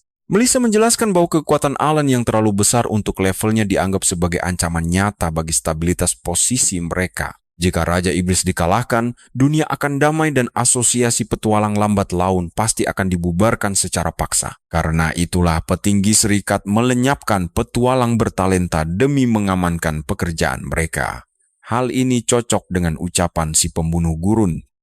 Melissa kemudian menambahkan bahwa ada sebuah faksi rahasia di dalam serikat petualang yang dikenal luas dengan sebutan. Dan begitulah konspirasi gila ini terungkap. Faksi sisa Raja Iblis menolak perang berakhir demi mengamankan kepentingan pribadi mereka. Kalian dan saya akan melihat konspirasi gila ini, di mana pemimpin faksi rahasia tersebut ternyata masih belum diketahui. Kelompok itu bisa berisi siapa saja, mulai dari pedagang senjata hingga pemilik kedai yang mencari keuntungan pribadi. Alan merasa frustrasi dengan skala konspirasi besar ini, tapi tekadnya tidak goyah sama sekali kepada Melissa. Dia tidak akan membiarkan siapapun menghalanginya mencapai level maksimal. Lalu bertanya tentang target pembunuhan lainnya. Hal ini membuat Melissa dengan canggung harus membela statusnya sendiri sebagai petualang berbakat. Sebelum sempat menjelaskan langkah pertahanan mereka, tiba-tiba sebuah gelombang energi sihir yang sangat besar muncul. Sihir itu menyelimuti semua orang di Kastil Langit dan langsung memindahkan mereka kembali ke tanah. Pemindahan mendadak ini membuat semua orang bingung dan sadar ada yang telah menaklukkan ruang bawah tanah. Rasa terkejut mereka berubah menjadi tidak percaya saat sebuah papan pengumuman besar muncul di langit. Papan itu mengumumkan bahwa kelompok Alan dan Melissa telah berhasil mengalahkan bos utama di sana. Meskipun nama Melissa langsung dikenali sebagai penyihir kelas atas, para penonton sangat bingung dengan adanya nama kedua. Sangat sulit dipercayai kalau sebuah duo bisa menyelesaikan area sulit ini. Lalu mereka berdua pun muncul. Sambil berjalan, kalian pasti penasaran bagaimana cara Alan bisa turun dari ketinggian luar biasa tersebut. Apalagi tingkat kekuatannya belum memenuhi syarat untuk menggunakan ritual pemindahan sihir resmi kota itu. Alan tetap tenang dan menyarankan untuk membuat parasut saja sebelum mereka dikerumuni banyak orang. Kerumunan petualang tingkat tinggi berkumpul untuk merayakan kesuksesan luar biasa dari tim 2 orang ini. Mereka tidak menyangka tim kecil ini bisa mencapai lantai atas dan langsung menganggap Melissa sebagai selebritas. Meskipun sempat menikmati pujian itu, dia segera menunjuk Alan sebagai sosok utama yang menggendong timnya. Namun saat melihat statusnya yang hanya perajin tingkat 27, mereka mulai mencibirnya. Pekerjaan perajin dianggap sangat tidak berguna dan mustahil bagi pemula tingkat rendah untuk melakukan itu. Melihat semua perhatian tertuju padanya, Alan sadar ini kesempatan emas untuk mempromosikan senjata buatannya. Tetapi dia segera membatalkan niat itu karena terlalu menonjol hanya akan mengundang bahaya baru. Dia tidak ingin menarik perhatian sisa pasukan Raja Iblis, jadi dia memilih merendah saja. Alan berbohong dengan mengatakan Melissa mengalahkan naga itu sendirian. Sementara dia hanya membantu sedikit. Kalian pasti tahu rasanya mendapat pujian gratis. Melissa terkejut tapi sadar Alan sengaja melindunginya. Dia akhirnya menerima pujian dari orang-orang meski merasa sedikit malu karena tidak banyak membantu. Sadar bahwa dia hanya menumpang kesuksesan Alan, mereka berdua akhirnya tiba di ibu kota kerajaan. Mereka bersiap berpisah, di mana Melissa pergi menukar batu sihir sedangkan Alan langsung menuju penginapan. Dia ingin menyimpan batu sihir miliknya sebagai bahan baku untuk berbagai eksperimen senjata barunya. Perpisahan mereka terasa sangat dingin, membuat harga diri Melissa terluka karena mendapatkan barang berharga cuma-cuma. Dia merasa berutang budi karena hanya memberikan informasi biasa tentang musuh-musuh berbahaya mereka. Maka dari itu, dia berjanji akan menyelidiki sisa pasukan iblis dengan menggunakan semua relasinya. Dia menyuruh Alan berhati-hati dan berharap bisa berburu bersama lagi sembari berjanji akan membantunya nanti. Pahlawan kita melangkah pergi di bawah sinar matahari sementara Melissa menatapnya dengan perasaan yang campur aduk. Sangat sulit dipercaya dia digendong perajin tingkat rendah. Namun kedamaian kota ini tidak bertahan lama. Insting tajam Melissa mendeteksi niat membunuh yang sangat pekat dari arah atap bangunan terdekat. Seorang pembunuh bertopeng mengarahkan busurnya tepat ke punggung Alan, membuat Melissa langsung berteriak memperingatkannya.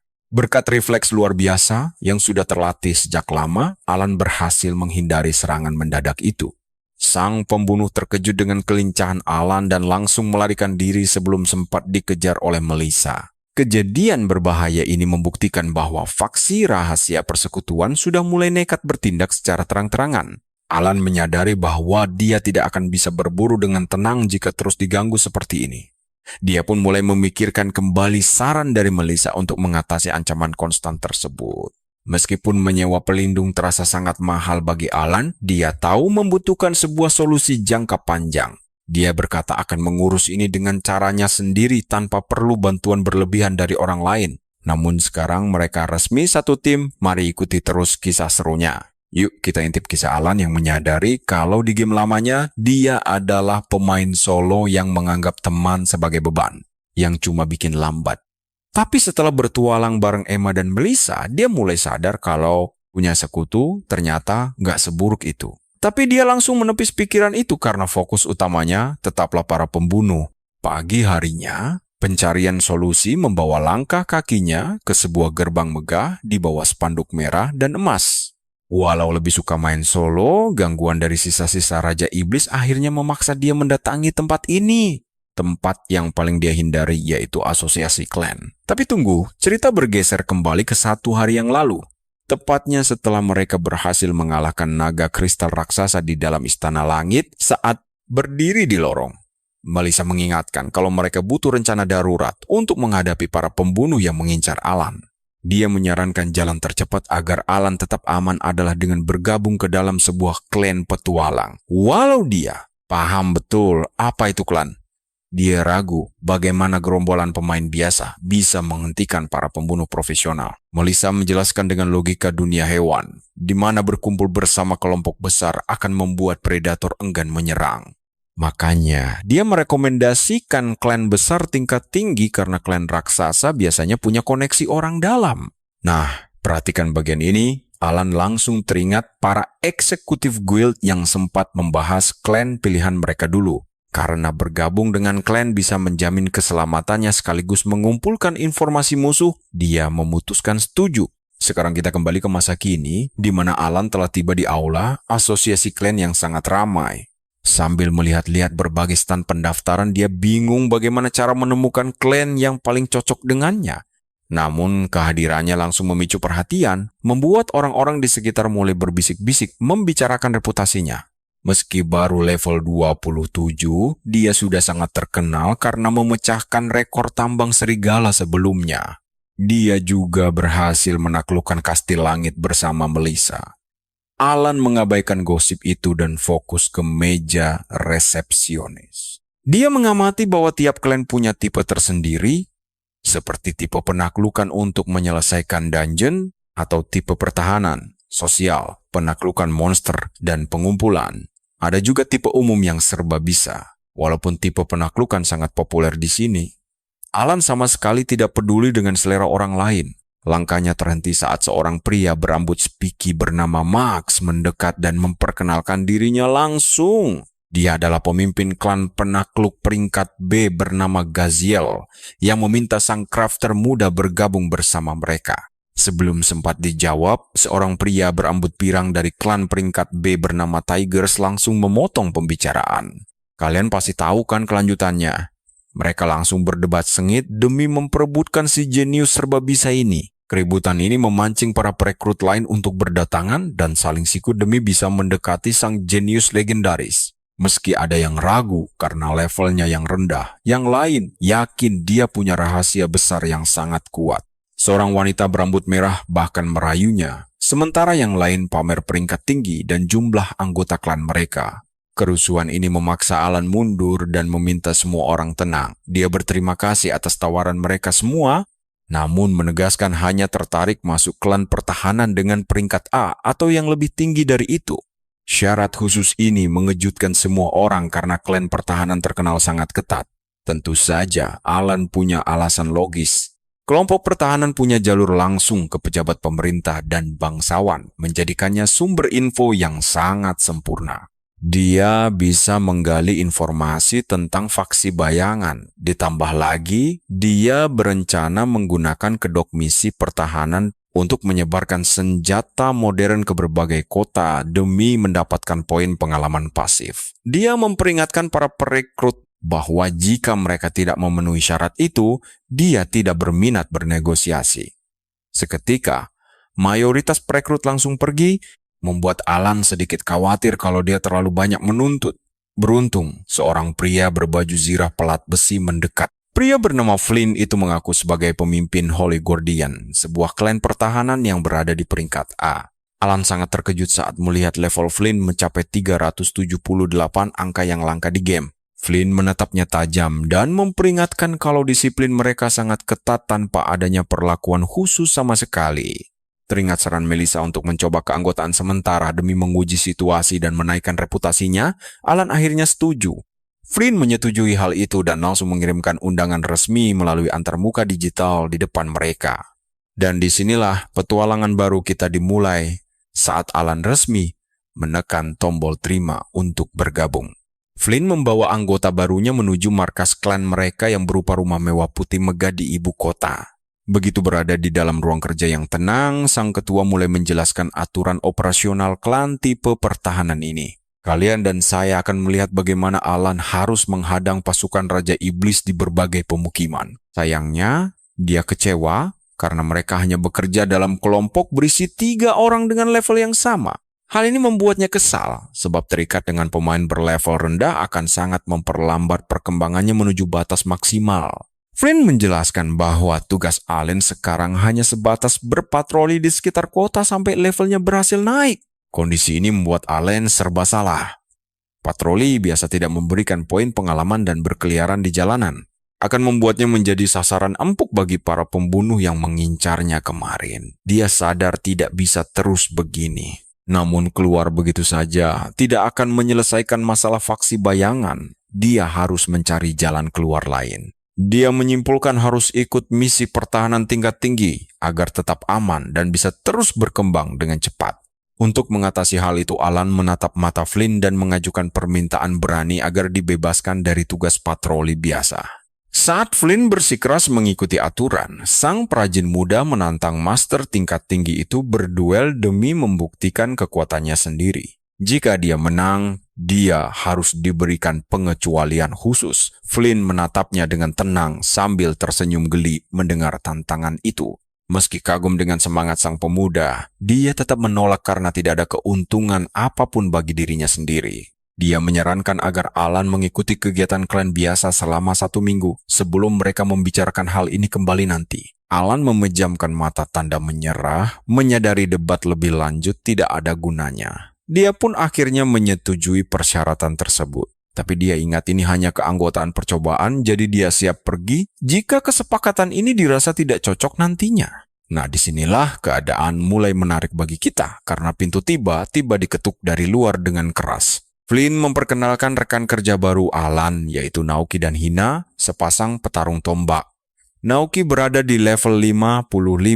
Dia langsung menyapa pendatang baru itu dengan penuh percaya diri. Sementara Hina yang berlevel 40 tersenyum ramah. Alan merasa ragu karena biasanya anggota tim memiliki level sebanding, bukan perbedaan yang sangat jauh seperti ini.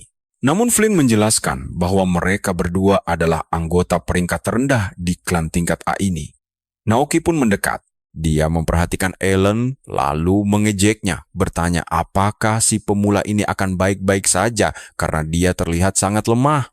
Hina mencoba menjobar telinga rekannya agar meminta maaf, namun ketegangan justru meningkat saat mereka melihat status milik Allen sekarang. Mengetahui Alan hanyalah seorang perajin level 27, Naoki langsung meremehkan pekerjaan itu sebagai profesi yang buruk. Untungnya, Hina mengenali nama itu dan bertanya, apakah dia Alan yang menaklukkan Istana Langit Kristal bersama Melissa kemarin lusa? Naoki langsung terkejut mendengarnya, tetapi Flynn justru tertawa lebar dan mengakui bahwa pencapaian itu memang sangat luar biasa. Kalian pasti penasaran apakah ketua klan memang tidak tahu?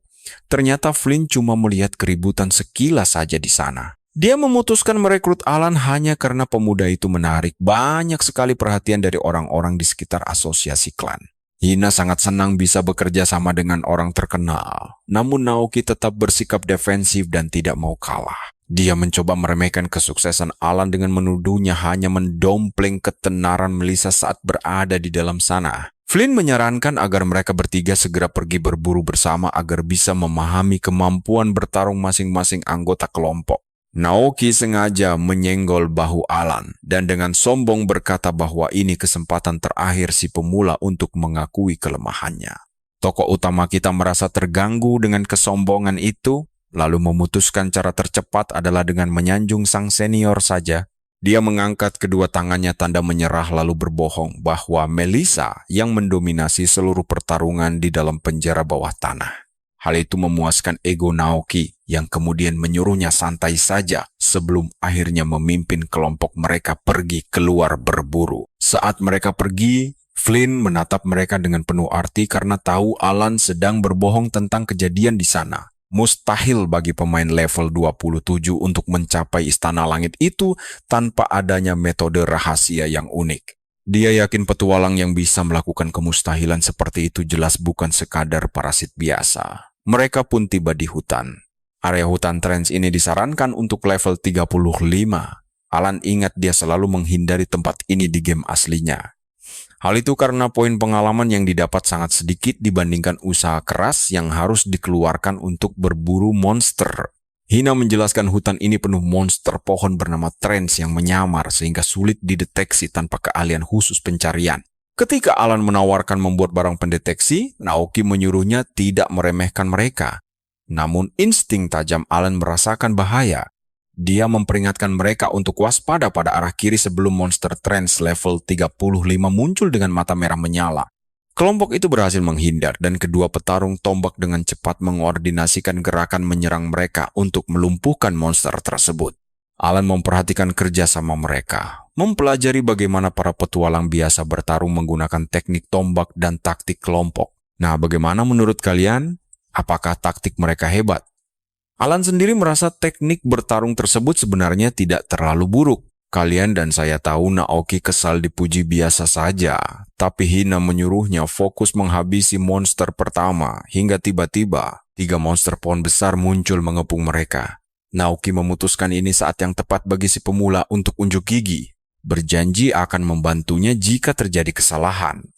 Alan merasa terbantu dengan tawaran itu dan mulai bersiap untuk mengambil tindakan.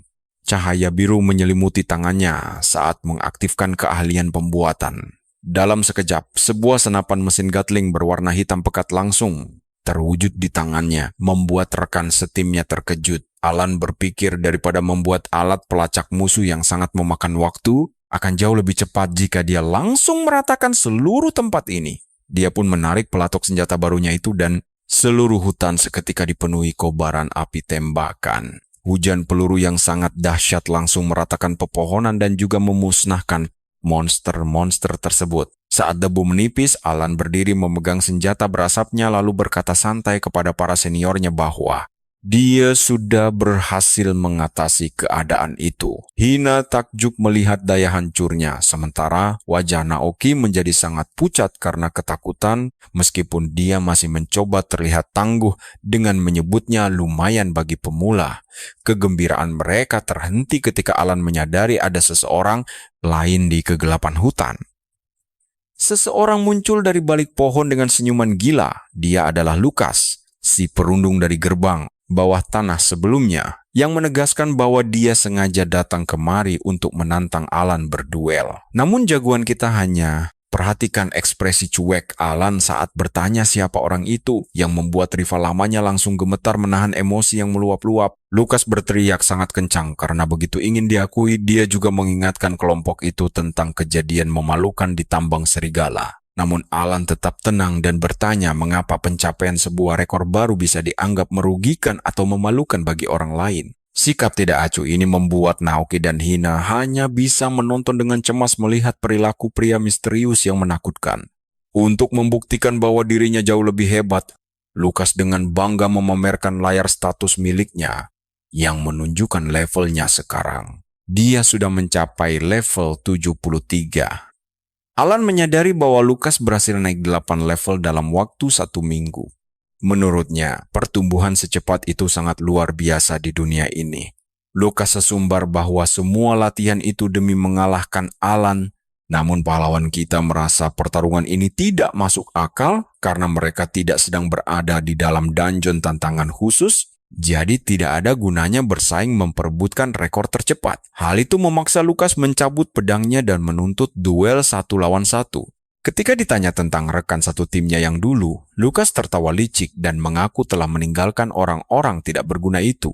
Naoki and Hina find this behavior dirty and unfair, but Lucas shuts them down with a terrifying red-eyed glare, hingga membuat mereka mundur ketakutan. Jagoan kita akhirnya memutuskan menerima tantangan itu meski merasa duel ini tidak akan seimbang. Dia langsung memunculkan sebuah pistol kecil, namun hal tersebut justru membuat Lucas tertawa terbahak-bahak seolah-olah dia berada di atas angin. Berbekal informasi yang didapat dengan mengancam orang di tambang serigala, Lucas yakin bahwa dia sudah mengetahui kelemahan senjata tersebut. Dia berteriak bahwa senjata api hanya mempan pada monster hutan dan sama sekali tidak akan melukai tubuh seorang manusia. Dia bahkan mengejek agar Alan membuat pedang saja jika ingin melawan. Tanpa ragu sedikit pun, jagoan kita menarik pelatuk pistolnya. Peluru tajam menggores ujung telinga Lucas hingga darah terpercik deras, membuat si perundung sombong itu langsung terkejut setengah mati.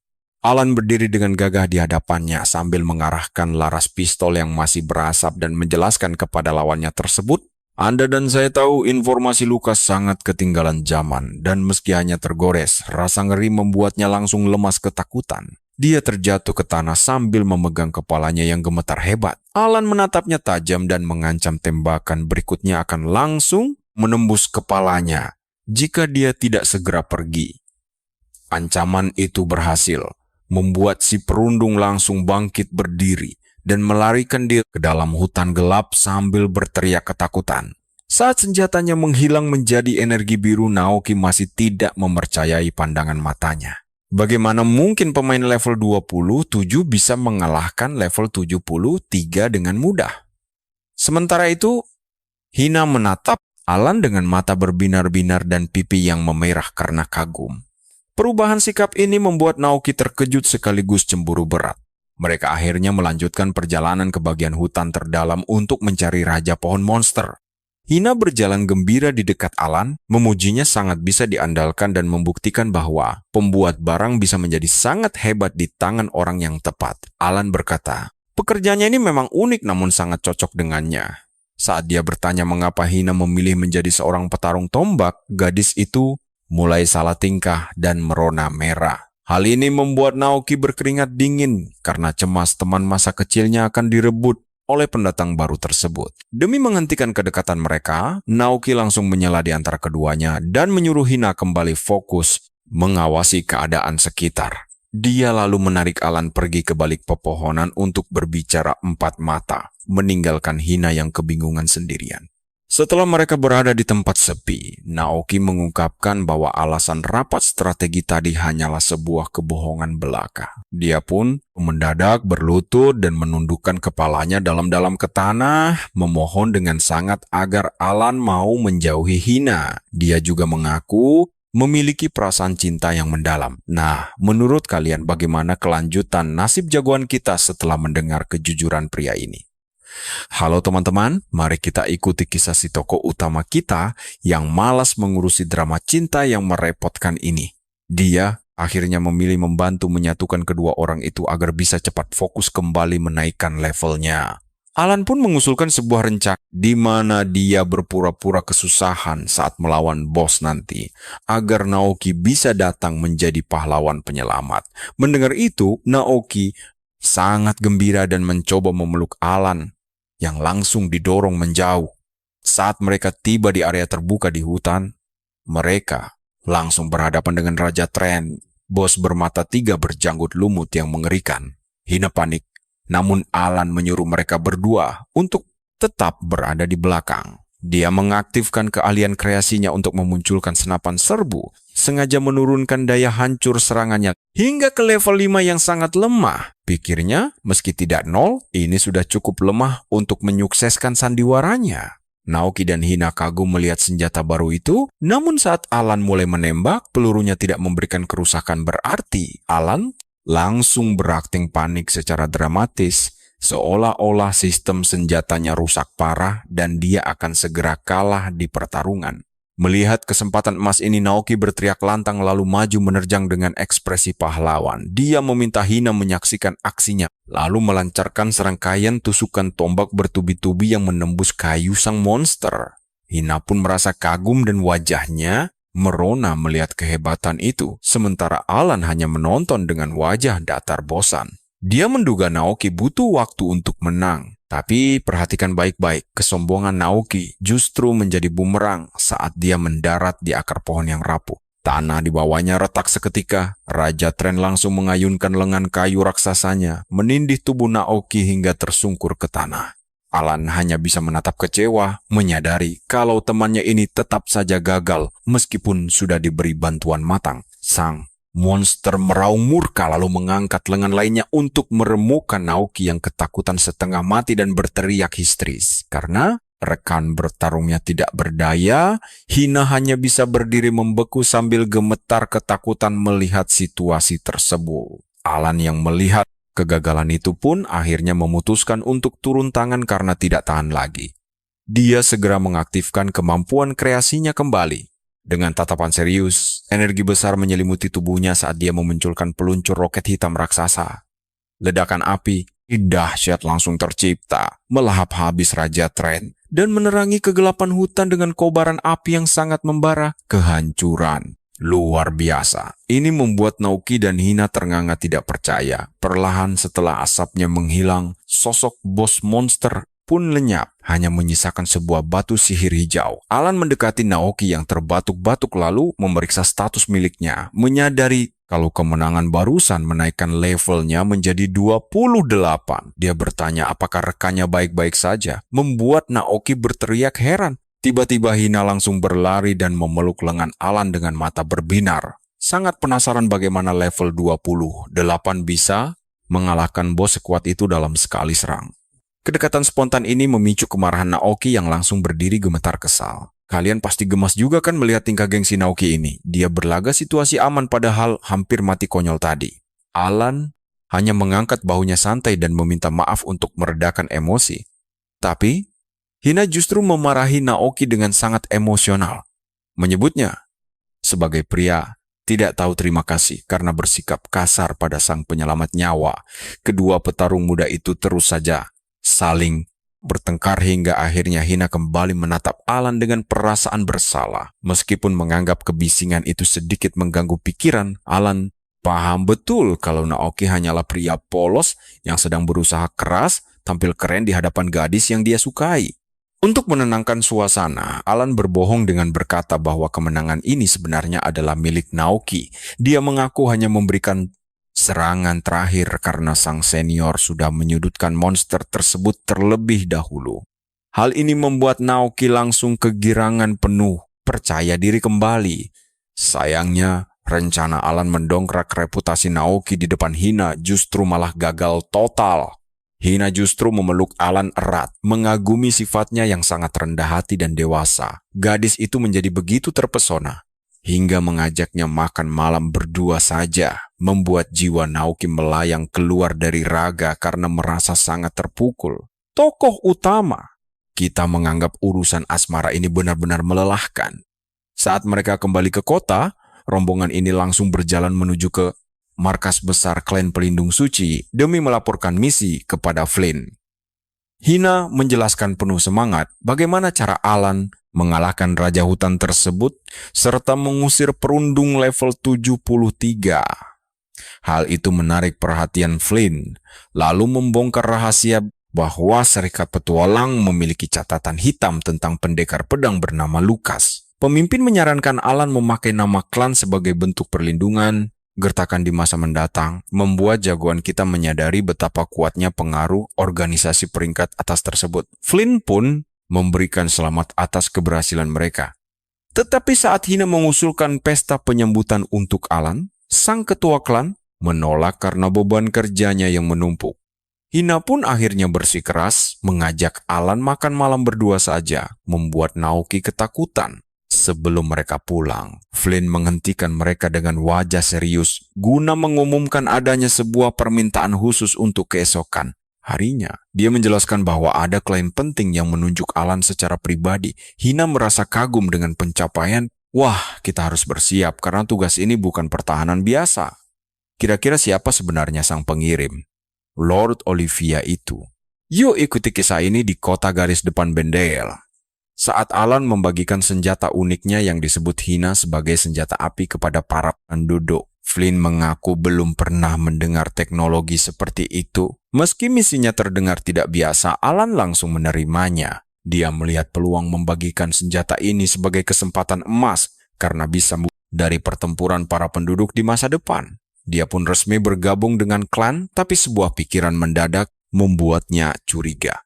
Dia merasa sangat aneh bagaimana seorang penguasa di kota perbatasan yang jauh bisa tahu tentang anggota percobaan level 28 yang baru bergabung. Dia pun bertanya bagaimana klien itu tahu lokasinya. Flynn mengabaikan kecurigaan itu dan menduga sang penguasa hanya memeriksa daftar anggota secara langsung. Dia menyuruh Alan bertanya kepada Tuan Olivia sendiri jika dia penasaran. Kedua pria itu saling menatap dalam ketegangan yang penuh kecurigaan. Pahlawan kita menyadari bahwa aliran informasi tentang pergerakannya menyebar sangat cepat untuk ukuran anggota berpangkat rendah sepertinya. Meski dia setuju untuk menuntaskan misi ini, dia tidak bisa menghilangkan firasat buruk yang mengganjal. Saat mereka bertiga berjalan menyusuri ibu kota saat matahari terbenam, Alan merenungkan waktu pencalonan ini. Dia mulai curiga, jangan-jangan Flynn. Nah, perhatikan baik-baik bagian ini. Mungkinkah Flynn adalah anggota rahasia faksi bayangan? Kisah berlanjut ke kota berbenteng bendel yang menjadi latar untuk tahap perjalanan berikutnya. Di sini Alan dan timnya langsung diteleportasi ke atas jalan setapak batu, di mana kedua rekannya menyambut kedatangan mereka dengan sangat antusias. Saat berdiri dekat benteng pertahanan, kelompok ini memutuskan untuk segera masuk demi memulai misi mereka. Namun, begitu mereka melangkah ke jalan raya yang lebar, pemuda kita menyadari sepinya pejalan kaki dan melihat semua toko ternyata tutup.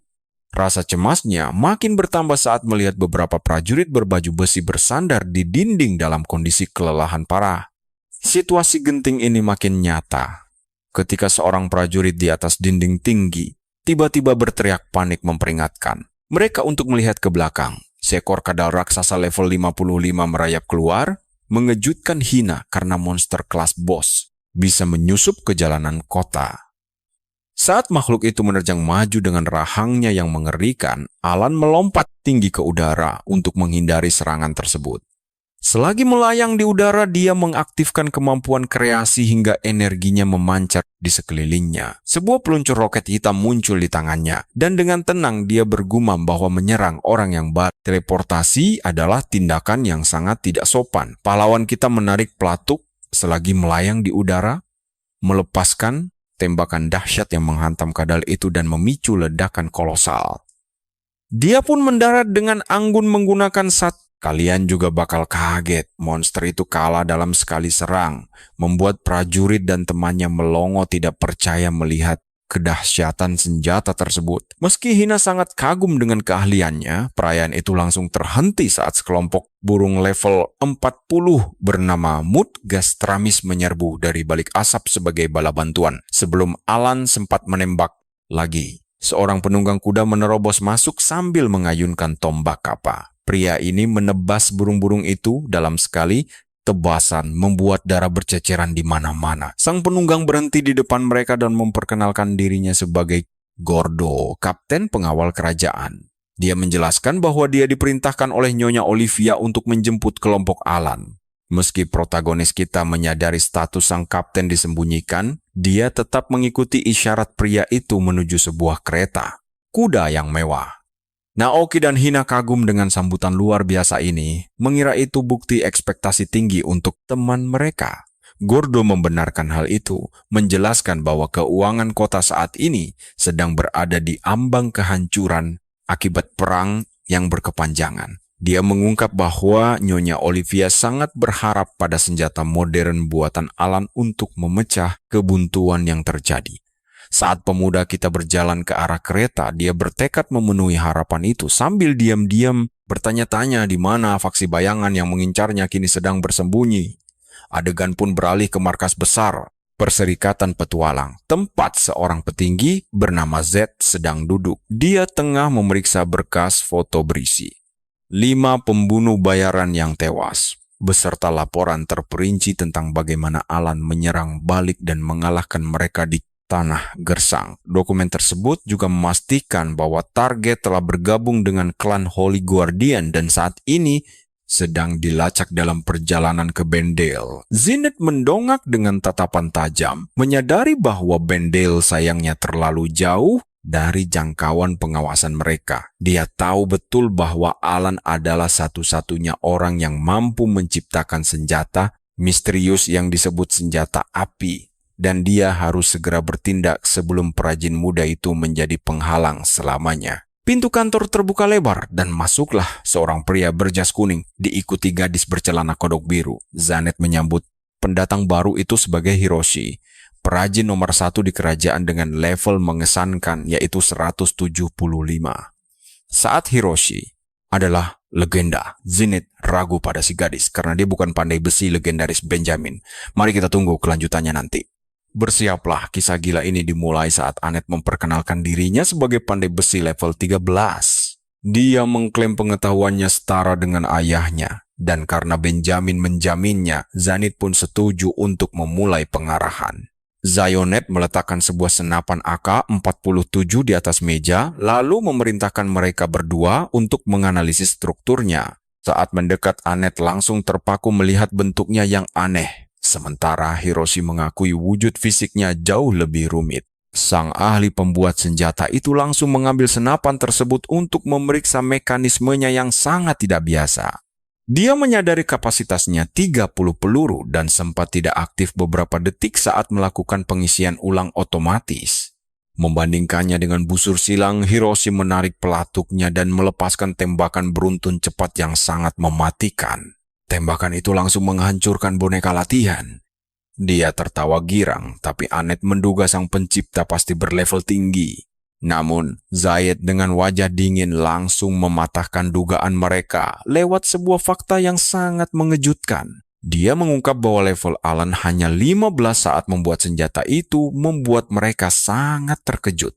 Hiroshi dan Annette benar-benar tidak percaya seorang pemula bisa menciptakan mahakarya sehebat ini. Namun, Zayed menegaskannya. Dia memerintahkan mereka membuat tiruannya, menjelaskan bahwa versi yang lebih lemah pun akan sangat berguna bagi pasukannya. Karena kekuatan dasar dari senjata yang dibuat sangat dipengaruhi oleh level pembuatnya, Annette pun menyadari sesuatu. Jika Hiroshi membuat tiruannya, daya serangnya akan 10 kali lebih kuat daripada senjata asli milik Allen. Hiroshi pun langsung menyeringai jahat, merasa tantangan ini sangatlah sepadan. Sementara analisis mulai berjalan, perhatikan bagian ini, Z mengungkap rencana gilanya membangun pasukan pandai besi untuk memproduksi massal senjata tersebut, sambil dengan dingin menyatakan bahwa dia akan melenyapkan Alan. Sementara itu, di sebuah puri batu kota garda depan, Alan beserta rekan-rekannya digiring masuk ke ruang audiensi megah untuk menemui sang penguasa setempat bernama Olivia. Di atas takhta megah, dia menyambut hangat kedatangan mereka yang telah menempuh perjalanan sangat jauh demi membantunya di Banda. Saat Hina tampak sangat gugup dan berbisik agar Alan menggunakan bahasa formal, pahlawan kita justru tetap santai seperti biasa. Beruntung sang penguasa sangat murah hati dan hanya tertawa memaklumi sikap santainya, membiarkan sang pembuat senjata langsung berbisnis. Dia menanyakan tempat untuk memulai proses distribusi senjata. Namun Olivia menahannya sejenak untuk meminta sebuah demonstrasi. Dia menjelaskan bahwa sebagai pemimpin di wilayah ini, dirinya wajib untuk memverifikasi keamanan serta kinerja dari perangkat aneh tersebut. Memahami hal itu, Alan pun mengangkat tangannya dan memanggil Mana untuk mewujudkan sebuah senapan serbu modern. Kemunculan senjata itu seketika membuat Olivia beserta seluruh pengawal pribadinya terbelalak dalam kekaguman yang luar biasa. Alan melangkah maju menjelaskan bahwa meski ada berbagai jenis senjata api, cara pengoperasian dasarnya sebenarnya sangatlah sederhana. Demi membuktikannya, dia mendadak mengarahkan senapan ke arah Naoki dan langsung menarik pelatuknya tanpa ragu sedikit pun. Naoki terjatuh ke belakang sambil berteriak histeris ketakutan, sementara Alan justru tetap berdiri dengan sangat tenang. Dia menjelaskan telah memasang batasan khusus pada senjatanya agar tidak memberikan kerusakan apapun pada manusia. Dengan santai dia bercanda bahwa Naoki adalah target yang terlalu menggiurkan. Kejadian ini membuat Olivia sangat terkesan. Kalian juga berpikir hal yang sama kan? Senjata ini membuat warga biasa bisa bertempur dengan risiko sangat minimal. Warganya bisa menembak dari atas dinding kota yang tentu saja akan sangat meringankan beban para prajuritnya yang kelelahan. Namun Hina khawatir mengapa Olivia melibatkan warga sipil, mengingat klan pertahanan profesional seharusnya sudah lebih dari cukup. Raut wajah Olivia berubah serius saat dia mulai membeberkan realitas kejam yang sedang mereka hadapi saat ini. Karena pasukan Raja Iblis menyerang berkali-kali dalam sebulan, kota mereka harus selalu dalam kondisi siaga tempur. Biaya sewa klan, pertahanan sangatlah besar, dan meskipun ada subsidi dari pemerintah, kas kota tetap saja terkuras habis. Alan pun menjelaskan kepada Hina yang kebingungan bahwa intinya kota ini sedang berada di ambang kebangkrutan. Hal itu membuat pemulihan ekonomi menjadi prioritas mendesak. Hina sendiri sangat kagum dengan kecerdasan pahlawan kita. Wajahnya memerah merona, sementara Naoki menggerutu cemburu. Alan segera menyela obrolan mereka karena ingin fokus bekerja. Dia hanya bisa membuat 99 senjata sekaligus dan ingin memaksimalkan efisiensi pekerjaannya tersebut.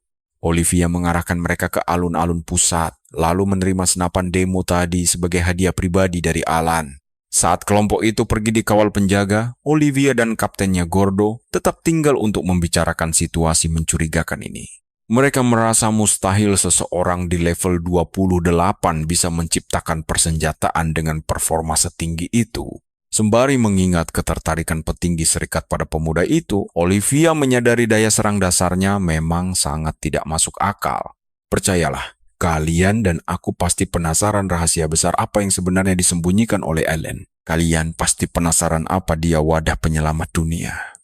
Mari kita intip situasi di alun-alun kota. Di sana, para warga berkumpul mengitari peti berisi senapan hitam dan peluncur roket. Meski beberapa khawatir tentang kemampuan mereka menggunakan senjata secanggih itu, statistik tinggi peralatan tersebut memberikan harapan baru. Sementara itu, 3 sekawan ini beristirahat di kedai lokal. Sambil makan pizza pun, tangan Allen bercahaya biru karena mana saat ia terus membuat senjata secara ajaib. Kemampuan multitasking ini membuat Naoki sangat kagum, sementara Hina mendekat dan bertanya mengapa dia tidak memakai aksesori sama sekali. Padahal kekuatan serangnya bisa melonjak drastis jika ia meningkatkan statistik dasarnya. Status Allen saat ini menunjukkan daya serang hanya 56, membuat Hina menyadari bahwa kekuatannya sudah sangat tinggi hingga peralatan terasa tidak penting. Naoki merasa iri dengan sikap acuh ini, tapi pahlawan kita mengoreksinya. Allen menjelaskan meski tidak peduli peningkatan serangan, dia justru sangat tertarik pada aksesori pertahanan yang menetralkan racun, lumpuh, atau efek status buruk lainnya. Dia mengingat bahwa tidak seperti di dalam game, kematian di sini permanen. Jadi ia harus memprioritaskan alat keselamatan.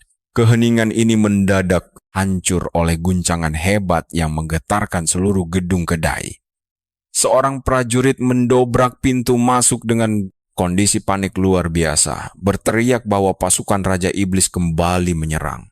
Saat rekan satu timnya tampak syok, Alan tetap tenang, siap melihat senjata buatannya diuji secara langsung. Di luar dinding kokoh kota Bendel, gerombolan musuh raksasa membentang sepanjang lembah. Di atas benteng yang tinggi, Alan mempersiapkan warga bersenjata untuk bertarung, membuat kelompok petualang saingan di dekatnya kebingungan. Wanita bertopi penyihir dan pria berompi coklat mengejek mereka, mengira pemuda kita dan timnya hanyalah pemula berlevel rendah. Namun, si pembuat senjata muda mengabaikan hinaan itu untuk mengajari seorang warga menggunakan peluncur roket, menjelaskan cara mudah membidik serta menembak. Di saat teman-temannya bersorak, senyum meremehkan si penyihir wanita mendadak lenyap setelah menyadari mereka. Ternyata anggota klan elit Holy Guardian. Meski begitu, pria berbadan besar tetap meremehkan dan menganggap Allen serta teman-temannya hanyalah kasta terendah dari organisasi besar tersebut. Si penyihir melanjutkan analisisnya dan memperhatikan bahwa perajin level 28 itulah yang mengganggunya. Sulit dipercaya pemain level rendah bisa menjadi sosok penting. Sementara itu, protagonis kita mengamati jumlah musuh yang sangat banyak di bawah sana. Dia melihat para monster berada di sekitar level 50. Nah, perhatikan baik-baik saat Kapten Berzira Perak mulai memimpin pertahanan. Ia mengambil alih komando, memerintahkan bersiap menyerang dari jauh. Saat warga mulai mengarahkan peluncur roket mereka, si penyihir wanita dan pemanah di dekatnya menyiapkan sihir kuno serta panah mereka sendiri. Lalu, sang kapten berteriak lantang memberikan komando tembak. Karena Allen telah membagikan persenjataan super kuat itu, letusan serentak menghasilkan kilatan cahaya raksasa. Rentetan ledakan dahsyat langsung menyapu habis barisan pasukan musuh di bawah dinding benteng, melenyapkan separuh dari mereka dalam sekejap. Saat asap tebal mulai menyelimuti area benteng, Naoki dan Hina terbatuk-batuk, terpana melihat daya hancur luar biasa ini. Jumlah pembunuhan massal ini memicu notifikasi naik level bagi pahlawan kita, melesatkannya dari level 28 ke 30. Kapten berdiri di tepi benteng dengan sangat syok, menyadari separuh pasukan lawan musnah dalam sekejap saja. Warga yang kegirangan menghampiri Alan dan bertanya apa mereka boleh menembak lagi. Pemuda kita menjawab bahwa senjatanya sudah terisi ulang secara otomatis. Ia meminta mereka memberikan monster-monster itu pelajaran sekali lagi. Para warga menembak untuk kedua kali, menyapu sisa musuh dengan mudah. Mereka bersorak gembira karena tidak perlu lagi takut pada sisa pasukan Raja Iblis selama memegang alat ini. Para petualang saingan melongo. Kalian bisa tebak reaksi kapten. Dia gemetar melihat pembantaian yang luar biasa ini. Ia tahu senjata itu kuat, tapi daya hancurnya saat dipakai bersama jauh melampaui apa yang pernah ia bayangkan. Protagonis kita menemui kapten dan menunjukkan meski gelombang pertama habis, beberapa musuh yang kabur masih mendekat. Ia meminta perintah baru, membuat sang kapten menyuruh para warga mundur agar prajurit profesional bisa menangani sisanya. Para pemanah melepaskan hujan panah, sementara si penyihir wanita beserta timnya terduduk lesu di dekat dinding benteng. Mereka merasa tidak berguna lagi, menyadari tidak ada pekerjaan tersisa. Sang kapten mengangkat tinjunya tinggi-tinggi dan mengumumkan kemenangan bersejarah tanpa adanya korban jiwa. Saat penduduk kota berkerumun berterima kasih kepada Alan, Hina menyadari bahwa pemuda itu justru tampak tidak senang. Alan mengaku bahwa dia melewatkan kesempatan emas. Hina bingung karena Alan baru saja naik 2 level, tapi ia menjelaskan dengan jumlah musuh sebanyak itu, dia harusnya naik 10 level jika bukan karena adanya batas level. Kisah luar biasa yang patut kita ikuti terus. Kalian harus ikut bersamaku melihat bagaimana sistem menahan petualang di level 30 sebelum lolos ujian ibu kota. Tanpa tes resmi itu, sisa pengalaman mereka terbuang sia-sia. Jagoan kita menatap lesu batu sihir di medan perang. Dia sangat menyesal karena kesempatan emas mendapatkan banyak poin pengalaman tidak akan terulang dalam waktu dekat. Lamunannya buyar saat Olivia mendekat sambil bertepuk tangan memberi selamat. Di sisi lain, seorang pria berbadan besar dari klan saingan menatap mesum sang penguasa, membuat si penyihir memaki kebodohannya. Olivia lalu berbicara dengan kaptennya, mengaku sangat terkejut karena pertempuran sudah selesai bahkan sebelum dia tiba. Dia juga menyadari senjata warga berbeda. Alan menjelaskan bahwa semua senjata milik warga memang dimodifikasi khusus untuk menghasilkan kerusakan area yang sangat luas. Ini sangat cocok untuk pertahanan kota. Olivia merasa sangat puas dan langsung membuat pengumuman yang mengejutkan. Karena para warga sekarang bisa melindungi diri mereka sendiri, dia memutuskan mengakhiri kontrak seluruh klan pelindung lainnya. Satu-satunya yang tersisa hanyalah klan penjaga suci. Bahkan, Olivia menaikkan bayaran mereka 3 kali lipat. Nah, perhatikan baik-baik bagian ini. Keputusan ini membuat Hina girang, tapi pria berbadan besar langsung memohon. Dia memohon karena kelompoknya butuh pekerjaan. Olivia lalu menatapnya dengan aura kegelapan yang sangat menyeramkan. Olivia bertanya dingin, apa pedulinya dengan nasib mereka. Baginya, biaya perawatan yang tinggi hanya membebani keuangan kota. Memutus hubungan dengan kelompok tidak berguna adalah hal wajar. Menariknya, warga kota pun ikut berteriak mendukung. Mereka mencemooh para petualang itu sebagai pencuri pajak yang tidak berguna. Si pria besar hanya tertunduk malu.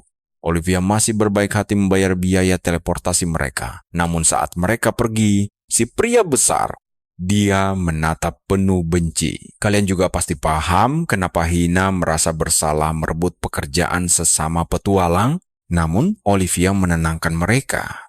Dia menjelaskan bahwa saat klan lain merugi, Alan justru membawa kembali senyuman warga. Dia menyelamatkan kota yang hampir hancur. Olivia memintanya untuk terus membawa harapan ini ke setiap tempat yang membutuhkan.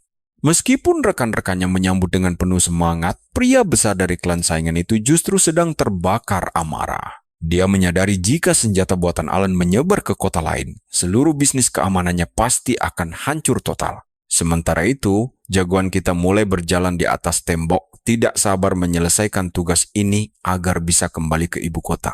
Tiba-tiba, pria besar tadi berlari dari belakang dan meminta izin untuk melihat senjata itu lebih dekat. Sebelum pemuda kita sempat bereaksi. Pria itu menendang punggungnya sekuat tenaga hingga membuatnya terpental jatuh dari dinding benteng yang sangat tinggi. Olivia hanya bisa melihat dengan ngeri saat pembuat senjata muda itu terjatuh. Si penyerang tertawa puas di atas tembok. Dia yakin jagoan kita tewas agar senjatanya lenyap. Kalian dan aku pasti penasaran dengan kelanjutannya, kan?